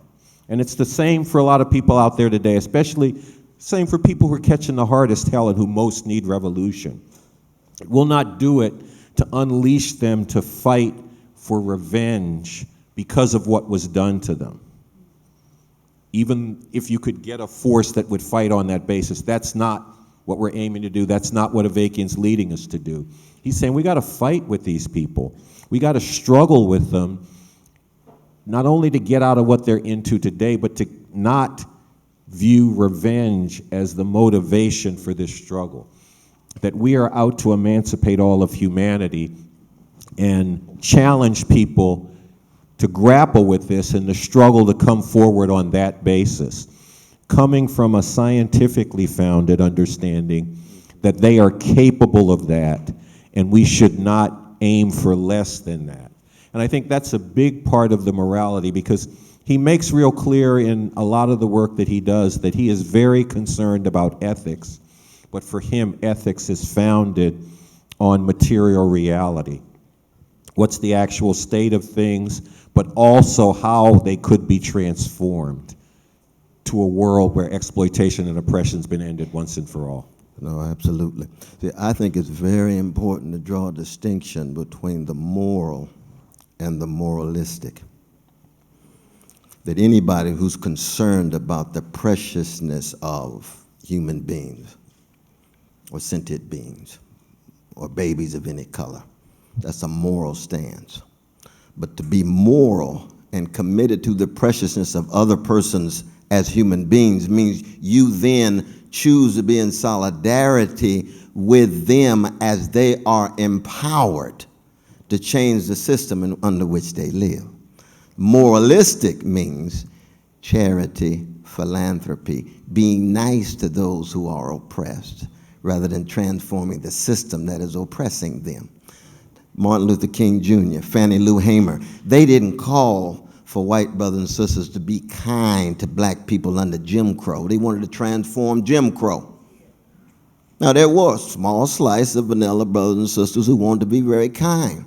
We know you're catching hell down there. We're praying for you. Here's a little money, and here's a program. And Martin King and Fannie Lou Hamer and Ella Baker said, no, we don't want moralism in the narrow sense of charity. We want to abolish the system of Jim Crow. Senior, we got Jim Crow Junior now. With the mass incarceration, with the decrepit school systems, with the massive unemployment and underemployment. So Jim Crow's still alive in the country. It's just JR now. It's just Esquire now, you see. So we still need to transform Jim Crow Jr., but the only way you transform Jim Crow Jr. is to transform capitalist civilization, you see. So in that sense, it's not going to be a matter of being moralistic, but there's always a moral element, and that's what Brother Avakian understands. He's fundamentally committed to the preciousness of human beings, especially those who are dealing with catastrophic conditions. And he's got a revolutionary analysis, revolutionary program, revolutionary strategy, revolutionary leadership to try to transform that. Okay, I'd just like to say one thing on this in relation to your discussion of Jim Crow and the system of Jim Crow. See, this point about being materially founded is that you need to get beneath Jim Crow. You know, you can see the horrors of Jim Crow and the need to get rid of it, but you also need to see what's the underpinnings of Jim Crow, and it was indeed the capitalist system. And I'm not downing people for fighting Jim Crow without understanding that, but that's where you needed to get to. You know, you needed to get to an understanding that it was this system that we were fighting against. That's true. And that we needed to get rid of. But I think and some of us did, because when I started out, I saw things I didn't like about the way black people were being treated. I didn't understand what they were why they were happening, where they were coming from. And you needed to get that understanding. And that's been a thing. This book, The New Communism, in the chapter on science, where he both talks about science but wields science to get at what is the material reality, what are the contradictions that are driving things. This is a very important understanding for people to get, because we need to get what are the underpinnings of these horrors that we're up against, and not just that we're up against horrors, because there's always going to be a call for people to stop short of going for the system that's responsible for these horrors, and to just go at the horrors, and you can't get rid of them. You might be able to get them to change form so that they're coming at you in a different way, but as long as the system remains in effect, the machinery of it's going to be grinding away in the background, breaking the bodies and crushing the spirits of billions of people around the world. That's real. I think that's one of the reasons. I'm so glad you said. I think that's one of the reasons why Martin Luther King Jr. and Ella Baker were socialists, because they knew it was not just a matter of coming to terms with this barbaric system called U.S. apartheid, but underneath there were capitalist modes of production that reinforced, under certain historical circumstances, white supremacist practices. Now, as those white supremacist practices became illegal, the same capitalist civilization was still underneath it. That's part of what Jim Crow Jr. is all about. But when Ella Baker and Martin King called themselves socialists, they were actually trying to reach out and come to terms with those roots, that underlying reality that you're talking about. But we should also note, in all honesty, that in this text, Brother Avakian hits head on what he views, very powerful argument, as the failure of those regimes, most or many of those regimes that call themselves communists, but found themselves moving back into a capitalist mainstream in the global context. It could be China in the 70s and 80s, you see. It could be critique of the Soviet Union. All of that is at work, because a lot of times when in America, when you just mention communists to people, all of a sudden they just start going into frenzy. Oh my God, I'm scared to death. Well, what you scared of? Well, Joseph Stalin did so-and-so. Well, who was Stalin? Let's understand what he was doing. Let's understand what he did that was wrong and barbaric and so forth. But do you understand what the conditions were as well? Do you understand what was coming at him? Not in any way a justification of what many of us believe was murder and so forth, but also an acknowledgement of what's coming at him. Same is true in terms of China. Is Mao the same as the leaders now? What kind of critique of Mao do you have? What kind of elements in Mao do you build on? All those things need to be talked about. That's in the book now. So it's not as if he's running away. See, as a lover of everyday people and as an intellectual telling the truth, he's not unwilling to confront very painful truths in relation to the communist movement, in relation to capitalist civilization, in relation to his own party. And that's a very courageous section, because I'm not a member of the party. I'm kind of peeping in and eavesdropping on what's going on. I said, ooh, Lord have mercy, this is something else. Wow.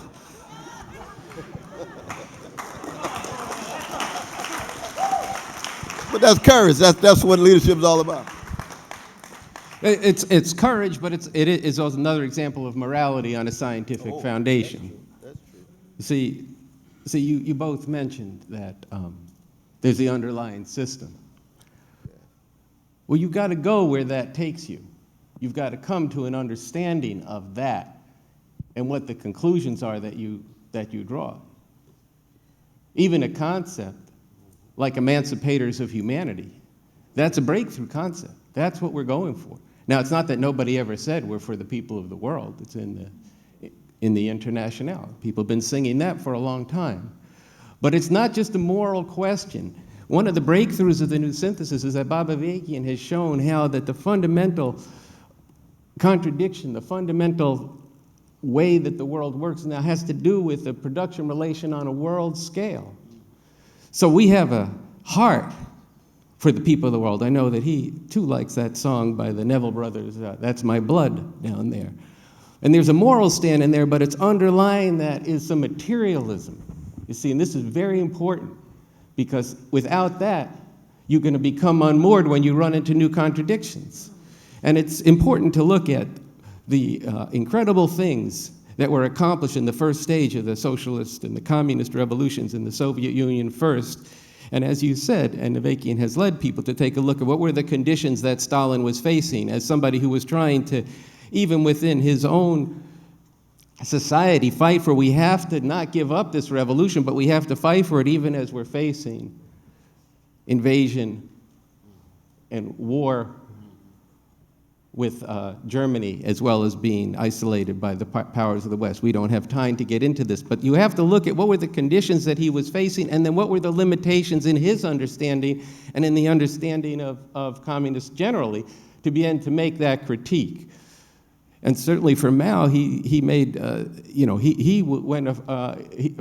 is building on what Mao did in relationship to Stalin. This is a science. We're developing this understanding, but the thing that's so decisive here in the relationship between science and morality and in the breakthrough of the new synthesis is that Avakian has actually come to a place where putting this on a thoroughly scientific foundation. The emancipators of humanity and the concern for the wretched of the earth is not just based on a belief in these people that's unmoored from their class position and the potential of this, but it's also a big breakthrough from what came before, which is that simply by virtue of somebody's birth or who they are or who their father or mother was and their lineage, that gives them a special possession of truth. No, truth is just the truth. There's a material basis for people from the bottom of society to understand the goals and methods and means of communist society, but not only them and not on the basis of who they are, but of what they come to understand. That's why he says, I don't feel sorry for people in this situation. I see their capacity to fight through all of that to become themselves leaders of the revolution. There's nothing intrinsically good or bad there. There's a question of an actually objective position. And this has been a big problem in the understanding of communism in the past, and I'm not going to go into it much further now, but you need to get the book, right? That's number one. And number two, we need to talk about this. And we need to talk about it some more and dig into it. In the lobby, back at Revolution Books, you can ask us some questions there, and in studying further. These are qualitative breakthroughs in the science of communism, which does lead you to a more profound moral sense, because you're not just going up against just what ought to be unmoored from what actually could be. And this is a breakthrough, because at a certain point, as Carl was bringing out, you can go along and say, well, this is what I'm for, and it'll come in the by and by. And there's all too many revolutionaries who thought that, then they ran up against some hard contradictions, and they lost their bearings, not because they were bad people, but because they didn't understand the underlying contradictions. And this is what Avakian's brought forward. But you would admit, though, that a lot of first-generation Marxists believed that the revolution was inevitable, unavoidable, and escapable. Brother Avakian doesn't believe that. He knows that the ruling class could blow up the planet tomorrow. Russians, nuclear missiles, United States nuclear missiles, blow the thing up and it's gone. Why? Because there's no inevitability built into any historical process, because there's human beings who choose. There's human beings who have to struggle. There's human beings who have to strive. There's human beings who have to make decisions. And in fact, if those who are suffering remain complacent, apathetic, then the corporate greed can run amok. And the logic for corporate greed in this historical moment is the destruction of the planet. So in that sense, that is a real discontinuity and a break from earlier generations of communist thinking in terms of rejecting inevitability. Is that a fair characterization? It is, and in fact, go ahead. Yeah, and see, look, this is real important, because as somebody who led a lot of study groups and danced on that question of the role of individuals and the inevitability of revolution and tried to square that circle, I thought, well, why was this seductive? It was kind of comforting, because inevitably your cause was going to win.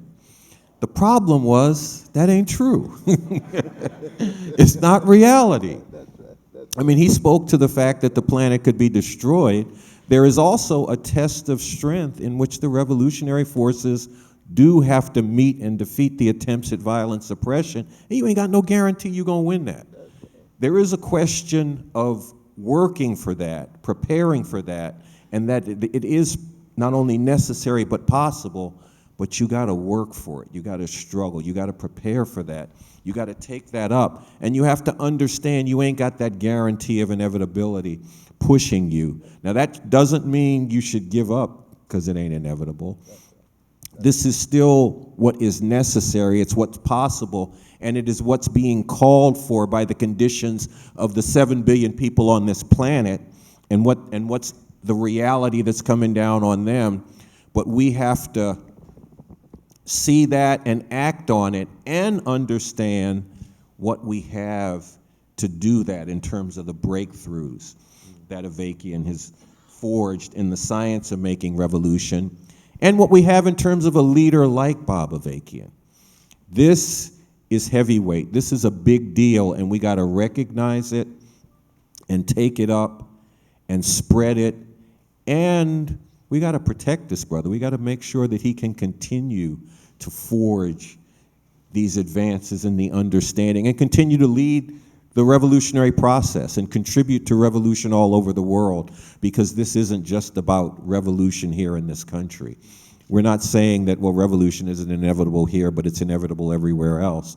He has made a scientific breakthrough in the understanding of how to make revolution, and it's a point of departure for revolution around the world and a foundation for that.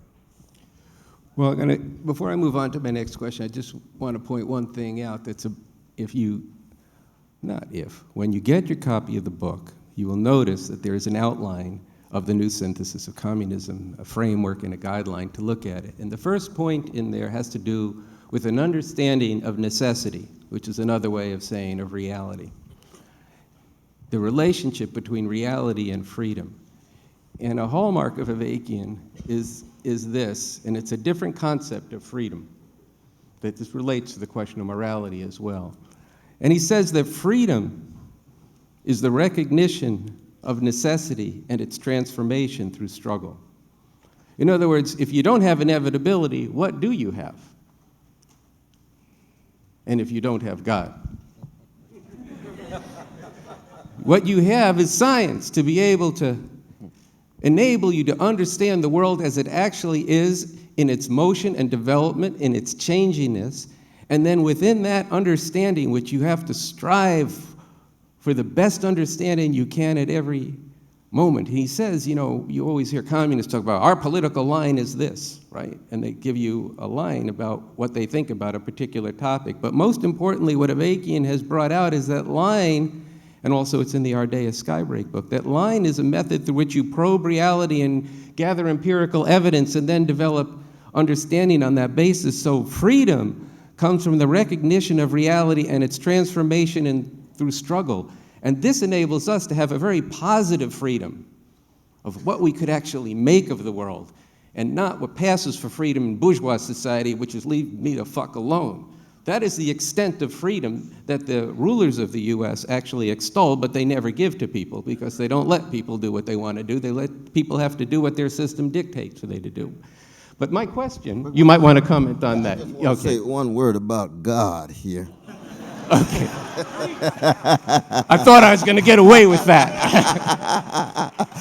and it's this, though, brother, that as you know, there's a lot of conceptions of God. But one thing that most theists, not just Christians, but followers of Judaism and other religions, would accent not just the majesty, but the radical mystery of God.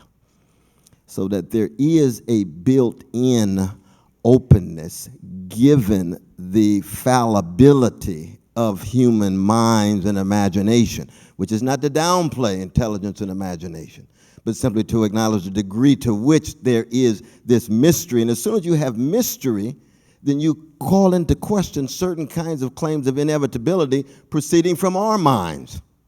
Because, see, the claims of inevitability came from the minds of human Marxists. They were wrong. Well, Christians weren't surprised.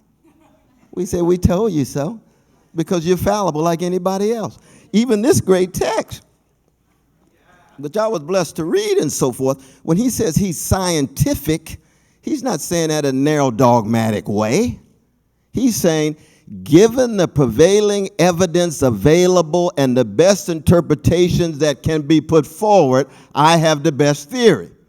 But Brother Avakian would come back 40 years from now, if he's still around, and I'm praying for him that he's around 40 years. He'll come back 40 years from now and say, I didn't get everything right. Because as a scientist, there's a fallibility built into what he's claiming. And in that sense, he's recognizing an open-endedness. It's just that religious folk oftentimes ascribe it to a certain kind of mystery of a God or a grace that's operative, or a mystery of a love in our own lives that we can't fully account for, but we know in the end we can't live without. So that's a certain kind of response to it. Okay, so my answer to that is an invitation. When your schedule clears up. When what? Your schedule clears up. Oh, when my schedule. Oh, you mean my temporal I'm schedule. going to invite Yes, you to absolutely. Revolution Books. Oh, I'm going to be there this and afternoon. we're going to talk about questions of Oh, you mean long imagination, distance. Oh, yeah, mystery, absolutely. Oh, no. falsifiability, Absolutely. science, Verifiability. and the existence of a higher power that has something to do with all this. Absolutely. Okay, Oh, we're going to so have a good time. We're going Because to have a good I don't time. want to.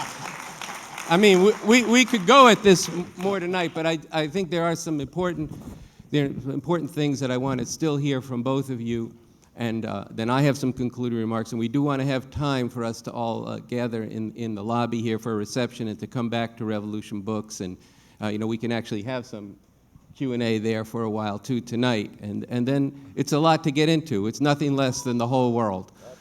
So, but I do want to come back to, in one sense, this is what you've both been speaking about all night, but how do you see, now having read The New Communism, both of you having engaged Bob Avakian in public forums, and as well as in other ways on the radio, what do you see as the import and the significance of this book at this moment for you and more broadly? Well, one is that we are experiencing a marvelous new militancy among the younger generation that takes the form of a political awakening. It's a moral awakening. It's a spiritual awakening. It's not just Black Lives Matter, the movement for Black lives. There's a variety of other forms, even though those are the most visible. Right now, part of Bernie Sanders, the openness to even talk about socialism. We see that's a breakthrough given the parochial character of public discourse in the United States, that young people now view socialism more favorably than they do capitalism. No one would have thought that in the 80s under Ronald Reagan. So what that is a broadening of the horizons, an awakening, a sensitivity to suffering, and a willingness to organize and mobilize. So what you actually have is a text that already puts a premium on utopian possibilities, not utopian in the sense of nowhere and moralistic, but alternatives to the present. For almost 40 years, the younger generation was told there is no alternative. Go to school, careerism, consumerism, narcissism, individualism, and die. Or live in some vanilla suburb with some trophy spouse and act like you so important and die. That's spiritually hollow, empty, and shallow. Now they're told, and this is one voice among others, this is not the only voice, but a very important voice, but it's the only voice that does it in the name of communism. That's important. I think communist voices are indispensable. And I'm not a communist, but indispensable. Why? Because you pushed, you learned, you're encouraged, you're unsettled, and you recognize what it means to be rigorous in your attempt to engage in serious talk about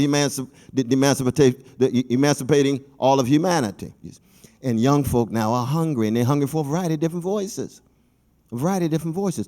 But if you end up with the voices, the young people saying, well, we got some isolated issue of race over here, genders over here, don't talk about class, don't anyone engage in a critique of the system, then it's not going to be a wholesale awakening. It's going to be another cycle of American narrowness of people thinking they're engaging in radical critique. It's not radical at all. It's not radical to have a woman in the White House. When that woman is not a radical. It's morally desirable to make a blow against male supremacy, just like it's morally desirable to make a blow against white supremacy. But if you don't have a radical in the White House, you're going to end up with a neoliberal woman, neoliberal black person. Next thing you know, it's neoliberal indigenous brother and sister. Hey, What happens? The same system reproduce. You just get a few more colorful folk, but the misery still is in place. Well, see, what Avakian is saying is, no, we need something deeper than that. And that's one voice, very important voice, I think crucial voice among others, and that's one of the reasons why we engage. I'm sorry to go so long already. That's cool. That's cool. Look, I think it's very important that you focused on this thing of how do you get out of this mess. Because, look, I mean, I see a couple of things about the import of this book now. I mean, one of the things goes back to where you started us with, those modern day, like slave ship pictures in the New York Times. You know, people driven to desperate means to go into exile, trying to find survival. You know, we could take that to the rape culture in this society. You know, the horrendous numbers of women being raped, and that being just the way things are. Get used to it. We could take that to the, see, and I say we see black people being killed by the police now. And when I say that, I mean we see it, because there are videos of it. We could take that to the families torn apart by the horrific number of deportations of immigrants. These horrors are part of it. But then the other part of the timeliness of it is the volatility, the response of people standing up, people being defiant, manifesting that there are a lot of people who don't want to see these horrors continue to go down. But then there's a question of how do you stop them? And this book is important because it goes full bore at that question. It digs deep at the reality. It doesn't come up with some facile, easy ways to go at it, because those facile, easy ways usually stop short of taking on the system. And look, there's some wrong solutions that are out there. I went down to Charlotte and talked to people about the need for revolution, nothing less, to end horrors like the police murder of Keith Lamont Scott. Some other people got up and said, well, what we should do is we should get them to defund the police. Stop giving money to the police departments and give it to the community to deal with their issues. And it's like, who you gonna get to do that? How you gonna get, because it's not a mistake that they have police. It's not a mistake that these police are instilling and spreading terror targeted disproportionately against black and Latino people. It's part of how they keep their system in effect and how they keep it working. But that was what presented itself to some very sincere young people as the way to solve this, because they look at the power of the system and they recoil from taking it on.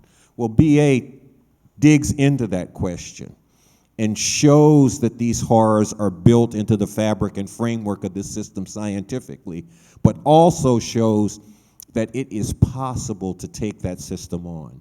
It is possible to launch an actual revolution that could win, that has a real chance of winning. And he brings forward a framework for how to do that. And it is very important that this exists today, that this is out here today. And look, there's a challenge, because a lot of work went into producing the new communism. BA went to work on that, but now we got to go to work with that and on it, but we got to go to work with it. We got to take this book, and like I said, don't just sit it up on your table in the house and show that you're with it. I got this dynamite new book. Read it. Dig into it. Understand it. Spread it to others and wield it. Take up the challenge of engaging what is the way out. Argue with people over that, because that's what it comes down to. Folks going to be saying, well, let's defund the police. Folks going to be saying, well, we can get somebody better in office. You know, because Cornel went through some of the litanies of, you know, black president, female president, whatever. Well, you have people coming forward like Sanders. What happens if Sanders is up the next time, or someone like him? There's always going to be another way to bring people back into the channels the system has out there. And we got to challenge that. And we got to say, no, this system is the problem. And as long as it remains in effect, that machinery that grinds up bodies and crushes spirits is going to be still working. And that is what we have to stop. And that's right. And we have the understanding and the leadership to organize an actual revolution. And we got to recognize that, and we got to take it up and act on it, because the future of humanity is riding on that being done.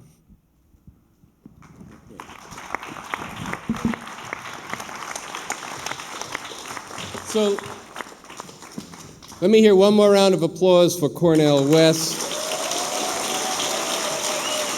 for Carl Dix.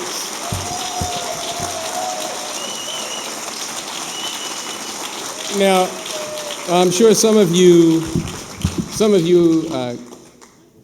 got to get on home, but those who don't, just give me another 5 minutes or so to try and summarize some of this for you so that we can have productive, not only discussions today, but so that we can go forward and really come to understand and change the world. We began this afternoon with a question and answer that was posed by Bob Avakian in the introduction to the new communism. This was a question that was raised to the revolutionaries in Baltimore in the wake of the righteous rising after the police murder of Freddie Gray. People asked the revolutionaries, will you be here? We've seen a lot of groups come and go and a lot of talk, but will you be here? And B.A. told of the woman on these same streets who said, I am worried because I'm beginning to hope.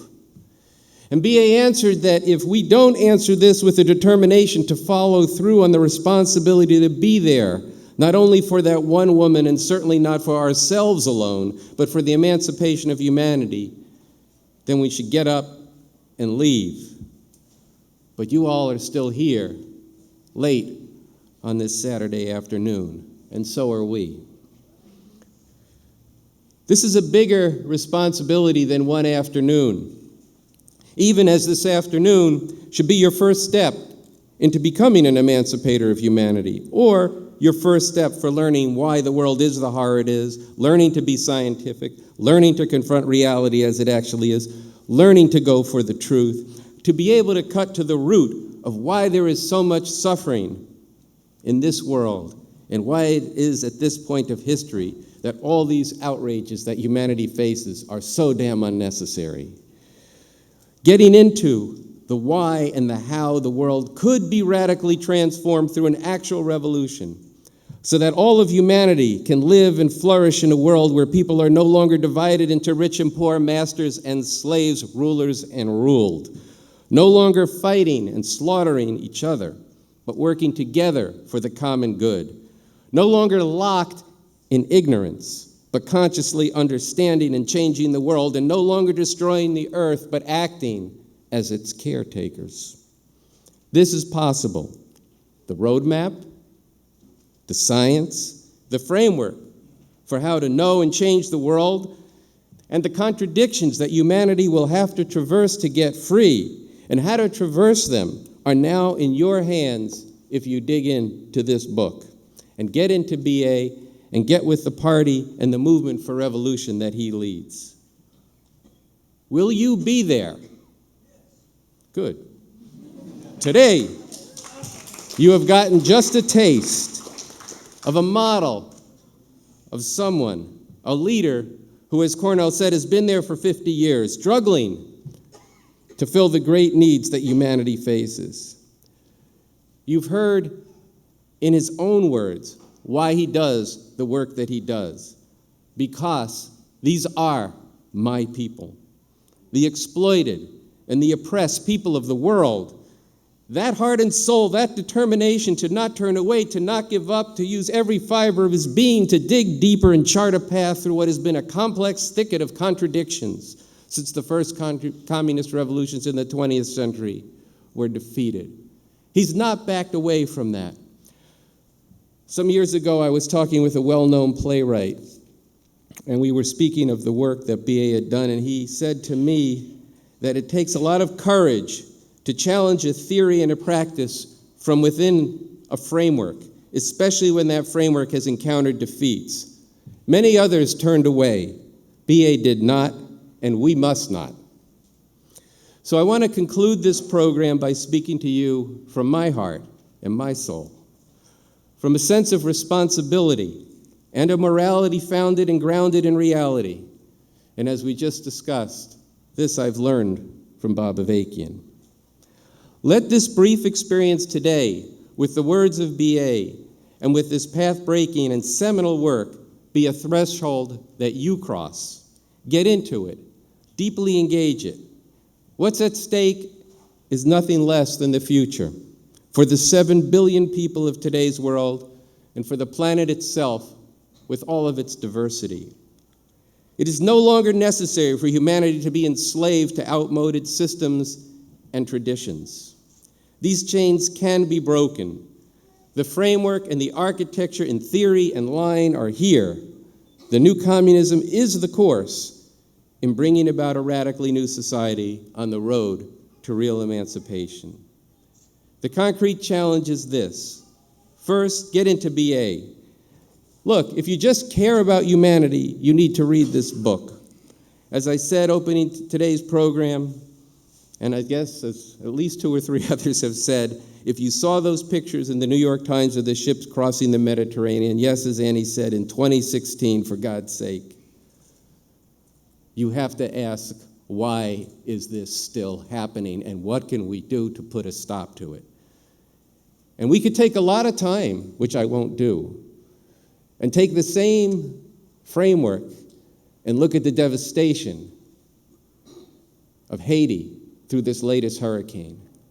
And it would be the same social relations, the same economic system, the same political relations, the same traditional beliefs holding the people back, the superstition and all of that causes us to go on and on. But if you have any humanity in you, and if you're here, you do, and you've heard today that BA has forged a framework for a way out of the madness and the horror, then you need to get the book and you need to get into it. And as you heard, the book is alive with humor and insight, even as it is high theory. And we're here to help you, to get into it and to take it up. And as has been said before, at Revolution Books on Thursday night, we're going to have the first of the monthly discussions of this book. And at in Revolution clubs around the country, they're studying this book and they're having open sessions to come up where you can actually get into this for those of you watching on live stream. They also get into the book that Carl read, Basics, the handbook for our revolution. Second, I want you to recognize the leadership that we have in BA. It's a really great fortune that we have today that he is working to lead a revolution right here in what he says in the dialogue with Cornel, as he said, we used to say in the 60s, in the belly of the beast. He is fighting so that the Revolutionary Communist Party actually is the vanguard of revolution, the leading force that people need to get free. And this is something that the enemy will not tolerate. The RCP right now is stepping out very boldly. You can get this at the Revolution Club table in the lobby. A message that says, now is the time to prepare for an actual revolution. And it's together in a pamphlet. That's how we can win, how we can really make a revolution that goes into how we get ready for that and what we do when the time comes. This is an incredibly bold and audacious step, a step that's taken at this moment to bring forward the hundreds and the thousands that are needed to make that real. This cannot just be a dream. This has to be a dream that becomes a reality. And let me say this, you put this out, you do the work that's concentrated in this book, and it's in fundamental antagonism to the system and the state that we live under. You're going to hear a lot of bullshit about Bob Avakian when you get out there. There's a lot of snark. But let me say this. Anybody with an ounce of principle who desires change should not allow any innuendo, any lies, any distortion, any rumors to be spread, all of which can create a climate in which the ruling class can go after the leadership that we have and the leadership that humanity needs to get free. One part of this, as Annie said, is making BA known throughout society. And out in the lobby, I want you to check out the tables from the BA Institute and from the BA Everywhere Committee. Step by these tables, talk to representatives from both of these organizations about what you can do to support the work of getting BA known and engaged. And as Annie said, the BA Institute has speakers available to speak to your book club, campus group, class organization, and I, for one, will volunteer to go anywhere to talk about this. Third, if you are moved by the possibility you heard tonight for an actual revolution, check out the Revolution Club in the lobby and go every day to www.revcom.us, where you can grapple with and get into all the issues of the day, as well as the theory that's needed to make a revolution. If you are moved by what you've heard today and what you're going to read, and as you grapple with this, be a part of acting on it. Get involved. Find out more about the party that BA leads, the RCP USA, and work towards becoming a communist and joining its ranks. And while you are getting into this deeper, be part of changing the world right now. Join the Revolution Club, fighting the power and transforming the people for revolution. Volunteer at Revolution Books. Become a part of the staff of the bookstore that is the political, cultural, and intellectual center of this movement, a place where Bob Avakian's new synthesis of communism engages with all of the diverse trends in society and the arts, a place that's alive with revolution. What you've heard tonight in this book is new. The title is real. As Ardea Skybreak, who you've heard about tonight, puts it in her interview on the importance of science and the leadership of Bob Avakian, that's now in a book that you can get out at the book table. The short title is Science and Revolution. She says, we don't expect you to go from 0 to 60. This is a process of changing the world and changing ourselves. But it is a process, and these are urgent times, and there is a way out, and it is up to each of us to begin and not to accept, not to go along with the horrors that are the world today. So finally, in closing, I want to return to this book that's brought us together, The New Communism, the science, the strategy, the leadership for an actual revolution, and a radically new society on the road to real emancipation. Go to the Revolution Books table, get a copy. Now, we are not about the dollar here. But I will tell you, if you're in here tonight, you get $5 off. So this is your chance to get a copy of the book tonight, okay? And you also pick up the information from the publisher Insight Press that details 5 ways that you can help promote the book. We've all been inspired and provoked, but now it's your turn. Join us in the lobby at the reception. Go deeper, make connections with people. Then at 5 p.m., join Cornel and Carl, myself, and others at Revolution Books. And as I said, we'll have a Q&A there. If you're up for it, we'll answer some questions. We'll talk about some things. So on behalf of Revolution Books and the Bob Avakian Institute and Insight Press, I want to thank all of you for coming out today. I want to thank and appreciate all the people watching on live stream. We appreciate that you gathered together and raised money. And I will close this launch of the New Communism by saying to the women of Baltimore and to everyone here and everyone watching this, do not be afraid to hope. Hope can become a reality if it is based on a scientific foundation. The science has been developed. There is the leadership. There is the party he leads, and there is a way forward. Get into it, get with it, and let's go. Thank you.